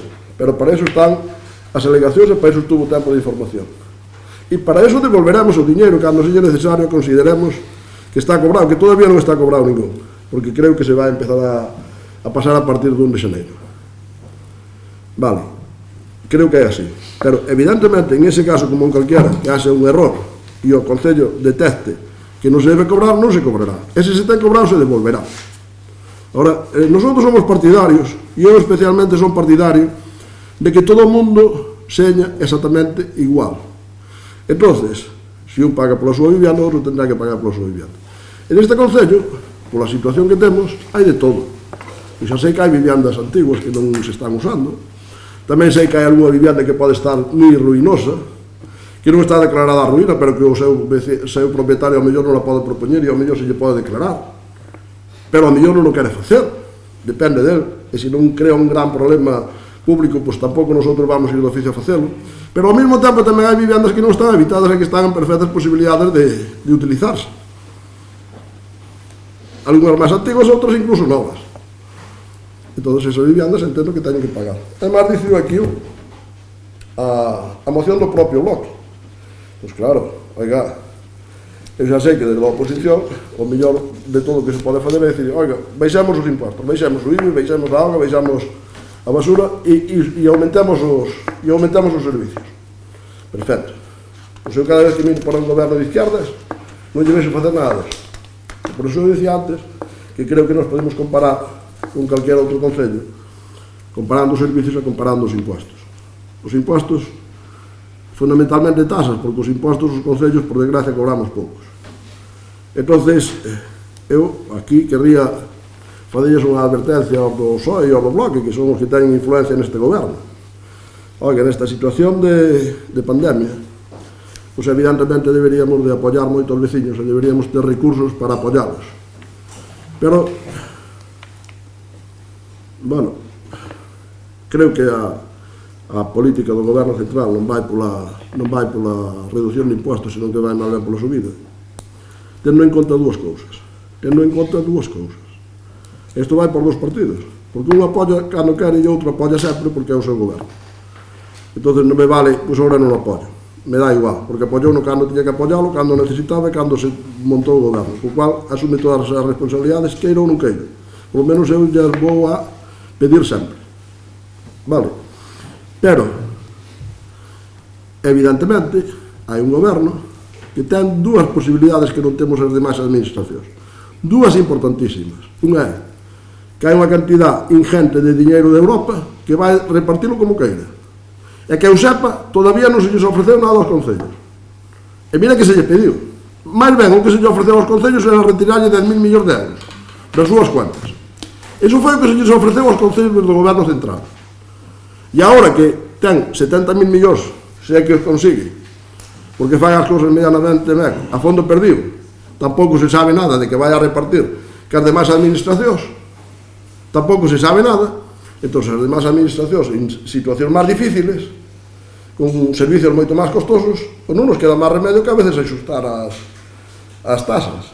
Oiga, pois, por poñer un exemplo ben sencillo, cando facíamos a conciliación familiar con un profesor, ahora temos que facer con dous, porque temos que ter dous grupos. Por poñer un exemplo moi sencillo, non? Pois, en todos os casos nos está encarecendo. Ademais, está un concello que mantuvo o servicio de apertura todo o tempo. Todo o tempo. O que non poden decir todo o mundo. Porque houve concellos incluso do entorno que tiveron que vir aquí a facer o registro, e algunha veces algún funcionario do Outeiro estuvo hasta as 4 da tarde porque algún concello do entorno que non está gobernado precisamente polo PP, senón por gobernos do PSOE máis do Bloque, non lle daba feito o registro. Para que quede claro todo, porque ás veces as cousas teñen que quedar ben claras. Ustedes non se preocupen, que se empezaron a pagar e consideramos que deben de devolvérselles porque a súa situación eso non se llama vivienda, pois evidentemente se lle devolverá. Eu espero que xa non empecen a pagar, pero se empezaran se lle devolverá. Cando usted fala de cobrar polos camiños públicos, non sei se usted fala porque llevamos a pedir aos transportistas de madeira, que son os que deterioran con moita facilidade moitas carreteras, non unha licencia, unha autorización previa, que lle cobramos unha tasa de 20 euros. O mellor, se iso é a recaudación, usted cree que nós vamos cobrar polos camiños públicos, bueno, pois, evidentemente, si o vamos facer. Lo aprobamos aquí neste pleno, non sei se o aprobamos por unanimidade, non me acordo. Pero, bueno, a proposta e a proposición do Partido Popular. Eu volvo a decir antes, usted dice das tasas todos igual. Pois non, en algún caso non temos as tasas para todos igual. Hai algúns servicios dos máis básicos e dos máis sensibles que non son para todos igual. pero as tasas ao mellor a veces debían ser para todos igual, porque a tasa é un servicio. Despois hai uns impuestos que os ciudadanos pagamos en función da renta, pero as tasas, oiga, cando non suben a gasolina e o gasoil, que é imprescindible, sobre todo o gasoil, para as familias máis necesitadas para desplazarse ao traballo, e resulta que aquí neste país ningún de izquierda move un dedo para evitarlo, que non entendo. Claro, pois nos dicen a nosotros que, home, eu estaría encantado de la vida, por moi encantado que eu estaría máis de poderlle baixar as tasas e os impostos aos veciños deste concello, pero ao mesmo tempo manterlle os servicios ou mellorarlos, é como me gustaría. Pero eu reconozco que todavía non teña capacidade de facelo. A ver se hai alguén, o día que chegue alguén que teña a capacidade de baixar os impostos, de baixar as tasas, de mellorar os servicios, eu pode estar seguro que lle aplaudirei, seña do Partido Popular ou seña da oposición. O que pasa é que nos gobernos de izquierda pois non o vexo facer. Será porque non é posible, porque nos que non somos de izquierda, eu me considero centro-dereita e a xente me pondrá onde queira, evidentemente, pois tampouco somos, polo que vexo. Porque vexo que onde se presta máis servicio generalmente se cobran máis tasas ou máis impostos. Evidentemente hai algo de diferencia, que algúns que os mesmos impostos ou que as mesmas tasas gestionan un pouco máis ou dan un pouco máis servicios que a outros. Algúns atraen a población hacia os seus concellos, outros non. Pero bueno, eso como é unha estadística pura, está aí á vista de todos, tampouco fai falta falar deso, porque está tan evidente, non fai falta que os políticos todos os días lles fagamos propaganda, que seguramente que están cansados de propaganda. Entón, con ese compromiso de que pagaran ou non pagaran, se a situación requiere que non se debe cobrar, a súa vivienda está nunha situación, ou que nós creemos que era vivienda non o era, pois evidentemente non se cobrará. E nese estudio que estamos facendo, atendendo as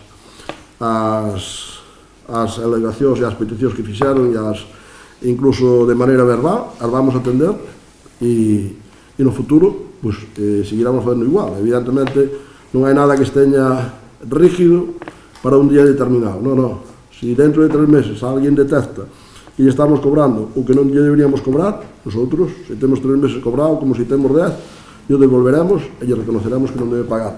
Pero ao mesmo tempo, usted seña coherente tamén con o que dice aquí. É certo que, segundo a legislación vixente, o servicio de recollida de lixo é de obrigado pago para todos. Claro. A mí me gustaría que pudiera ser máis barato, pero é bastante caro porque o tratamento e a recollida de lixo cada día, a eliminación da contaminación cada día é máis cara. E cada día hai que invertir máis en eso porque é necesario. Porque evidentemente necesitamos tamén ter un entorno máis limpio posible. Por lo tanto, nosotros en esta situación, usted, se quere rectificar algo, nosotros comprometéndonos a esa cuestión de que se vai estudiar e de que se devolverá en caso de que esteña demostrado que non debe pagalo. Ese compromiso teno de nós, pero esta moción así tal como está non ya podemos aprobar. Non sei se quere manter ou... Sí. Bueno, iso da realidade, non sei a quen yo aplica, a usted mismo non, Eu insisto no da paciencia das persoas que nos escoitan, que teñen que ter paciencia para aguantar estes discursos, eses 2 discursos que nos bota de media hora, prácticamente cada tema que tratamos, e máis son 2, non é un solo. Bien, levamos unha mañá un pouco extraña, porque aquí dixéronse auténticas barbaridades sobre cousas que non están escritas en ningún lado. Aquí non é que seña unha barbaridade, pero creo que é clarísimo o que estou dicindo. E, además, como escribín eu, por eso falo en primeira persoa, e creo que é clarísimo, e que non ten dúbida ninguna. Lóxicamente, se alguén ten varias vivendas habilitadas para poder vivinelas, lóxicamente hai que pagar os seus impostos e as súas tasas por todas e cada unha delas. E copón claramente. Falamos de vivendas que non teñen electricidade, que non teñen ventanas, que non teñen lousados. Claramente, pero é que leo o punto de acordo, que creo que non ten interpretación siquiera, por se acaso quedar unha dúbida. Acordos. Número 1. O Pleno do Concello de Outeiro de Rei insta ao alcalde e aos órganos competentes para que anule de oficio as solicitudes de cobro das taxas de recollida de lixo de todas as vivendas deshabitadas e unha conxunción ten que cumprir as dúas condicións, e que dado o seu estado non cumpren as condicións mínimas de habitabilidade. Ninguén fala de declaración oficial de estado ruinoso ni nada deso, falamos de vivendas que non poden ser habitadas. Por exemplo, a típica familia nas nosas aldeas que tiñan unha casa bella e fixeron unha casa nova ao lado e abandonaron a bella ou está para as galiñas ou algo por estilo, pero está ali e non a deron de baixa porque nunca se sabe, ben sabemos como pensamos os galegos e as galegas, e ao mellor o día da mañá poden ter un fillo ou un neto quen sexa que lle apeteza deixar de que esteña deshabitada, arranxala e ter unha segunda vivenda, pero neste momento non vale para habitar. E as casas que nos estamos a referir, que son moitísimas das que recibiron esa carta do Concello, e non nos vale que nos digan, que veñan reclamar que se anula. Non vale eso, porque moita xente non o fai, e non é xusto que unha persoa, ben porque non sabe, ben porque non se lle ocorre, ben polo que sexa, e dado que son, creo que recordar, 12 euros ao trimestre ou ao bimestre, xa non me acordo, deixa pasar o tema, está pagando sin ter que facelo, e iso é injusto. Eu estou de acordo que as taxas ten que ser para todos igual, para todos aqueles que cumpren as mesmas condicións, pero non é xusto que alguén esteña pagando cando non ten por que facelo. E o Concello, encima co persoal que ten para comprobar todo iso, que podía facelo perfectamente, non pode estar mandando cartas de forma masiva a vivendas que non teñen que pagar ese tipo de taxas. É que non pode ser. E o xusto é que se anule do oficio, non só aqueles que veñan chorarlle ao despacho do alcalde para que o anulen. Iso non é xusto e non pode funcionar así. Di o alcalde que xa se está contemplando que non todo se cobra por igual. Cando hai diferencias no pago de taxas ou de impostos, ten que haber algo público e transparente que o regule, para que unha persoa saiba de antemán cando ten dereito a esa disminución ou esa exención ou non, e non ten que rebaixarse ou comerse o seu orgullo para subir arriba ao despacho do alcalde a chorarlle que non pode pagar o imposto para que ele teña a bondade ou a displicencia de poder concederlle que se exima dese pago. Iso non pode ser. Necesitamos regulamentos claros, transparentes e democráticos, onde calquer persoa do Concello saiba de antemán os dereitos e os deberes que ten, pero ten que saber os dereitos, e cando ten dereito a unha exención, co saiba, non que se lle conceda porque alguén quere concederlo. As cousas non funcionan así no século XXI. Iso non é democracia. Iso non é democracia. Iso é caciquismo. É a definición dun cacique típica.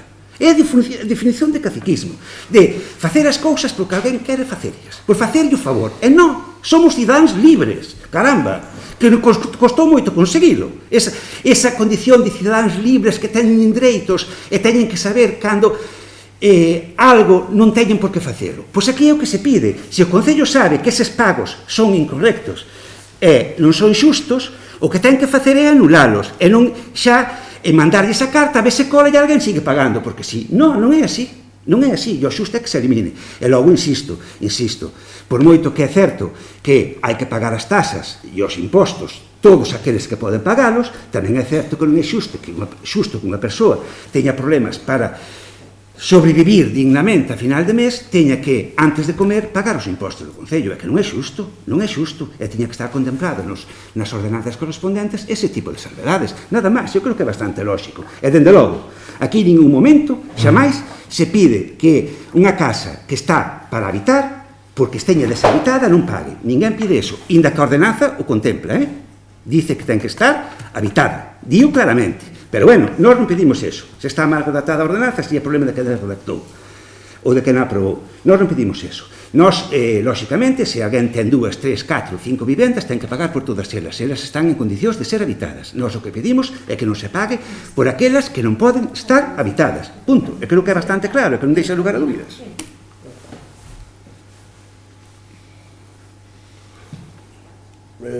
Fanme gracia algunas cousas que dice. Antes de que non poida comer, que non ten que comer antes de que pagar os impostos do Concello.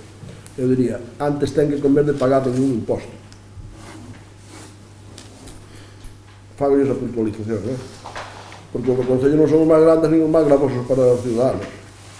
Eu estaría de acordo, estou de acordo, e algunhas veces desde o Concello se fan cousas para resolver problemas dese tipo, que primeiro ten que comer antes de pagar ningún imposto, nin o do Concello, nin o das outras administracións. Iso pareceme bastante razonable.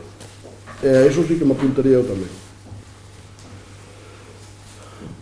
Xa sei que lle gusta moito falar de caciquismo, de querernos situar a nós nunha franja onde os ciudadanos non nos sitúen. Para que usted lle quede claro, que xa o sabería, supoño que xa o sabe, o que pasa que quere decir o que quere decir, porque a ustedes a propaganda é a súa forma de ser. Para que quede claro, naide, absolutamente naide, e poñernos en personal no Concello a disposición de todas as persoas que quixeran buscar algunha información, fazer algunha reclamación sobre este tema, como sobre outros, Naide, absolutamente naide, ten a obrigación de pasar polo despacho do alcalde para nada. Absolutamente para nada. E os que pasan será porque queren. Pero non hai ninguna actuación no Concello onde o ciudadano teña a obrigación de pasar polo despacho do alcalde, nin falar co alcalde. En ningún caso. En este tampouco, porque ademais houve personal dedicado a proceso e explícitamente para atender eses temas. Ademais, personal técnico que lle sabe explicar e que lle pode explicar perfectamente as súas condicións de situación e as súas consecuencias en función de como teña a súa vivienda. Eso é como se desarrollou, é como se desarrollan todas as actuacións deste Concello. O que pasa que ustedes non poden entender que este equipo de goberno, este alcalde, durante tantos anos, a pesar da propaganda que ustedes fan, gana as eleccións. Eu xa sei que eso que lles costa moito entenderlo, pero que llevamos a facer. Ao mellor non é culpa toda nosa, ao mellor tamén teñen ustedes parte de culpa. Claro, porque o que gana e o que perde, pois a veces é culpa dos dous.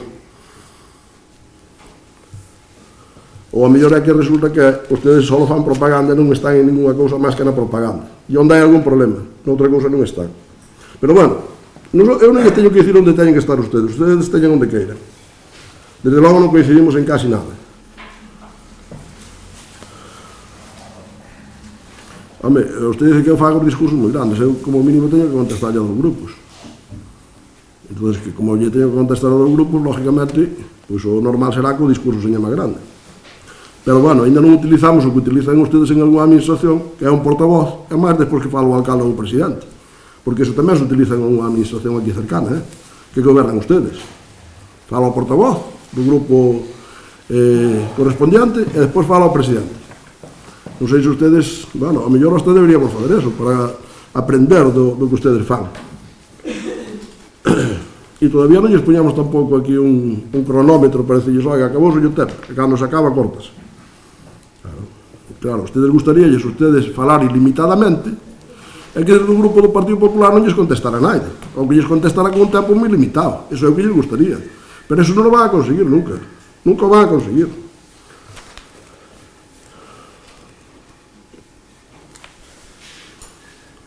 Eu volvo a decir, cando as viviendas se teñen nunha situación conforme a legislación vigente, pois evidentemente non se lles cobrará. E cando se fai unha regularización de todo isto, pois pode haber errores, e é posible que algunha das que se pretende dar de alta non se dé, é posible, pero que non vai haber ningún tipo de falta de transparencia, nin ningún tipo de favoritismo hacia nadie. Eso pode ter usted seguro.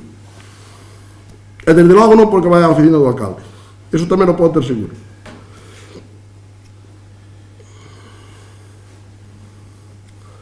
E ten que haber algo que regule. Hai unha lei, que además ustedes mesmos o dicen. Claro, hai unha legislación. Entonces, acá se é evitable ou non é evitable? Que non decir o alcalde? Non, desde logo o alcalde non, porque non é técnico na materia. Pode declarar en ruínas ou non? Sí, pois conforme a unha legislación, que tampouco vai decidir o alcalde. Habrá uns técnicos que digan, pois eu quero declarar esta vivenda miña en ruínas, e os técnicos municipales dirán, pois consideramos que se pode declarar en ruínas ou non, ou a mellor ten usted que rehabilitarlo. Claro. Entonces ustedes, claro, ustedes falan da lei só o que lles convén, e o resto ocúlpenllelo. Pero nosotros cando veñen aquí, o noso personal, non o alcalde, porque ni siquiera me conozco a lei en profundidade, porque tampouco é o meu traballo é político. Os técnicos informanlle de cales son a situación de cada un. Oiga, usted ten esta situación, vale, pois con esta situación usted pode fazer isto ou isto. Xa está, nada máis. E nosotros pretendemos que paguen todos igual. Nada máis.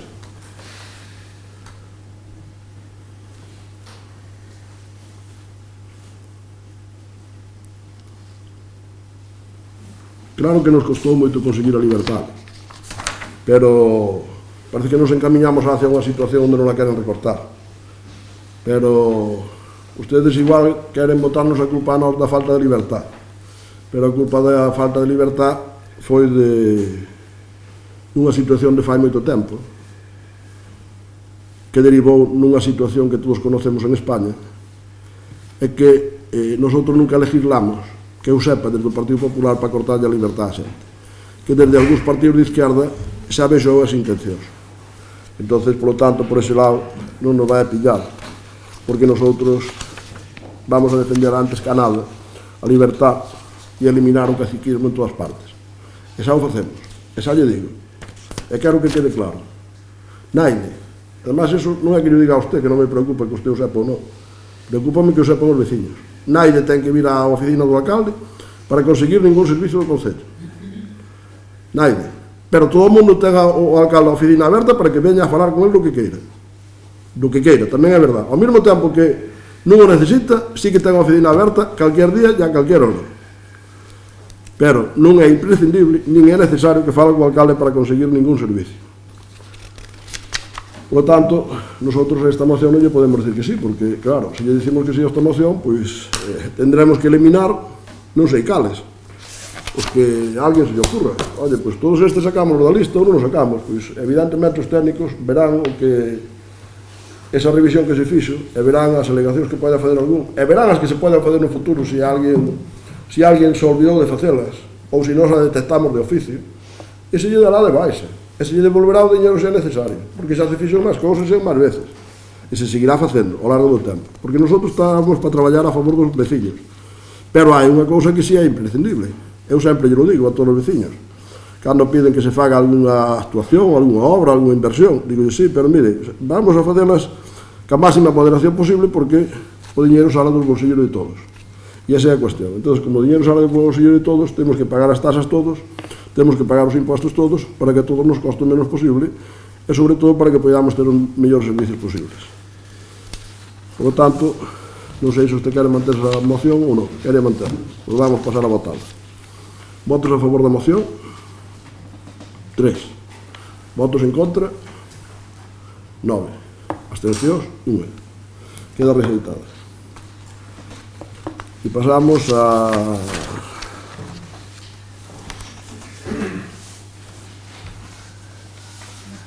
robos. Non sei se hai robos de preguntas ou hai só robos. Tres robos e un escrito de preguntas. Bueno, non lembro logo, señor Diputado, se fai algo. A ver se vamos acabando o ano. Rogo do BNG referido á urxencia da aprobación dos orzamentos xerais para o ano 2021 no Concello de Outeiro de Rei. Rogo que o equipo de goberno elabore e presente ante o Pleno o proxecto de orzamentos correspondentes ao ano 2021 para que Outeiro de Rei poida dispor duns orzamentos aprobados para o ano 2021 da forma máis urxente posible. Rogo do BNG referido á presenza do nome da parroquia nos enderezos postais das cartas que envía o Concello de Outeiro de Rei. Rogo que dende o Concello se contacte co Servizo de Correos para escoitar as súas suxestións e se fagan as accións necesarias para que o enderezo que figure nas cartas que se envíen se vexa claramente o nome da parroquia que vai dirixida, organizándose ese enderezo da forma que sexa máis cómoda para o propio servizo. Rogo do BNG referido ao pago dos recibos do Concello na única entidade financiera que hai en Outeiro de Rei. Rogo que dende o Concello se leven a cabo as accións necesarias para que todos os recibos e pagos relacionados co Concello se poidan facer na oficina da única entidade financiera que hai no Concello de Outeiro de Rei. Anto quero contestar unha cousa, porque quero que quede claro. Primeiro, hasta certo punto, pues, podría ser un pouco difícil de explicar que en calquer tipo de actuación se traballe con unha sola empresa. Unha entidade bancaria non deixa de ser unha sola empresa. Pide a administración que traballe con unha sola empresa xa é un pouco arriesgado, non? Pero ademais todos os recibos que se fan directamente se fan na entidade bancaria que temos aquí xusto enfrente, é a única que temos. E despois en recibos que non se pagan nesta entidade bancaria directamente, pois se lle dá a posibilidade de que un número de cuentas se poden transferir desde calquer sitio a ese número de cuentas. Nada máis que respecto a este rol. Despois, escrito de preguntas. Referido á calidade de auga do servicio municipal. Preguntas presentadas polo Grupo Municipal do Bloque Nacionalista Galego. Cal é o sistema que usa o Concello para verificar que o traballo e os controles que a empresa privada adxudicataria son os correctos para garantir a calidade de auga do Servizo Público Municipal de Augas? E quen fai as análisis da calidade de auga? Un laboratorio privado independente, a propia empresa ou Augas de Galicia, e con que frecuencia? Eu pediría ao secretario que nos conteste isto, porque é un tema bastante técnico e quero que ademais quede claro como se fai. No prego de condicións técnicas, de condicións administrativas do contrato, establecese que o contratista ten que presentar trimestralmente un informe sobre todas as incidencias e sobre o réxime de funcionamento de todas as instalacións vencelladas ao ciclo da auga, que son tanto o servizo de abastecemento como de tratamento e depuración. Nese informe ten que acompañar as copias dos análisis realizados por un laboratorio homologado independente. Ademais, nos pregos remítese ao cumprimento do disposto no Real Decreto por o que se establecen as condicións de calidade da auga de consumo humano. Ese Real Decreto exixe que se publiquen os resultados das análisis periódicamente no Sistema de Información Nacional de Auga de Consumo Humano, que de acceso público para todos os cidadáns nunha página web que é a SINAC, e despois, por outra parte, ten que facer as mostras coa periodicidade e nos puntos que se establecen no anexo 5 deste Real Decreto de condicións de calidade de auga de consumo humano, que son unhas tomas de mostra por laboratorio homologado independiente, tanto na villa do consumidor como nos depósitos. Esos informes, esos análisis, ten que remitilos periódicamente a Sanidade para que verifique que se cumplen os parámetros de calidade legalmente exigidos. E despois, por outra parte, Sanidade tamén realiza, tamén a través de laboratorios homologados independientes, tomas de mostras e análisis para verificar que se cumpren esos parámetros de calidade. Bueno, eu creo que desde o punto de vista do control creo que está perfectamente explicado e sobre todo está perfectamente tipificado como facelo e se está cumplindo tal como está especificado. Sanidade, xa pola súa parte, fai os seus controles independentes, os controles do noso teo de condicións obrigan a colgarse no SINAC, que é o Sistema Nacional de Calidad da Auga, pero eu a isto quero dicir algo. Quero dicir algo por algo moi sencillo, porque sobre todo en Turbidez non temos a calidad que nos gustaría, non a temos. A mí me gustaría que tuviéramos máis calidad en Turbidez, da que temos. Eu creo que desde o punto de vista sanitario entendo que está sempre perfectamente controlado, está perfectamente ben, pero desde o punto de vista de Turbidez non está suficientemente claro. E eu quero deixar claro que xa o dixen máis veces, pero quero decir por qué. Porque os concellos pequenos a veces temos problemas de capacidade, facer unhas depuradoras o suficientemente costosas e o suficientemente perfectas para que eliminen casi todas esa turbidez, que insisto, eso non vai contra o tema sanitario, que non ten ningún problema, por lo menos así o dicen os técnicos, se leva demostrado ao largo do tempo, pero eso sucedeu cando neste concello, con Lugo, con Rábade e con Outeiro de Rei, había un proxecto para facer unha presa no Narla, un río con moita máis con moita menos turbidez, con moita máis calidade de auga, e un goberno, o proxecto xa en marcha, iniciando a expropiación desa zona, deixou colgados aos dous concellos pouco importantes e fixo unha gran depuradora para o concello de Lugo. Ese goberno foi o goberno do señor Rodríguez Zapatero, que todos saben quen era, e que cando anulou o plan hidrológico de España, pois anulou tamén esta presa para suministrarlle a Lugo e ao seu entorno augas potable de calidad. E evidentemente en Lugo se fixe unha gran potabilizadora, pero a coste de todos os españoles. E o Concello de Outeiro de Rei e o de Rábade entendo que lle pasa igual, pero eu non teño que falar aquí do de Rábade, pois temos que agenciárnoslos polos nosos medios e evidentemente a A turbidez de auga en Outeiro do Rei non é a que a mí me gustaría. Seguiremos traballando no futuro para mellorala, pero entendo que os controles sanitarios, desde logo non podría ser de outra maneira, e non o permitiríamos baixo ningún concepto que fora de outra maneira, que están perfectamente controlados, valga a redundancia. Por lo tanto, non teño máis preguntas, non? E como non hai máis asuntos, levantamos o pleno e eu desde aquí quero acabar como empecé, desexándoles a todos ustedes, a todos os que están aquí presentes, concejales, público en general, medios de comunicación, un feliz 2021, que sea posible, sobre todo en algunha cousa é fácil de mellorar no tema sanitario, que sea mellor co ano anterior, e por suposto tamén a todos os que nos escoitan, a todos os nosos veciños, e nada máis. Feliz 2021 e acabar ben este, empezar mellor se é posible o siguiente. Gracias a todos.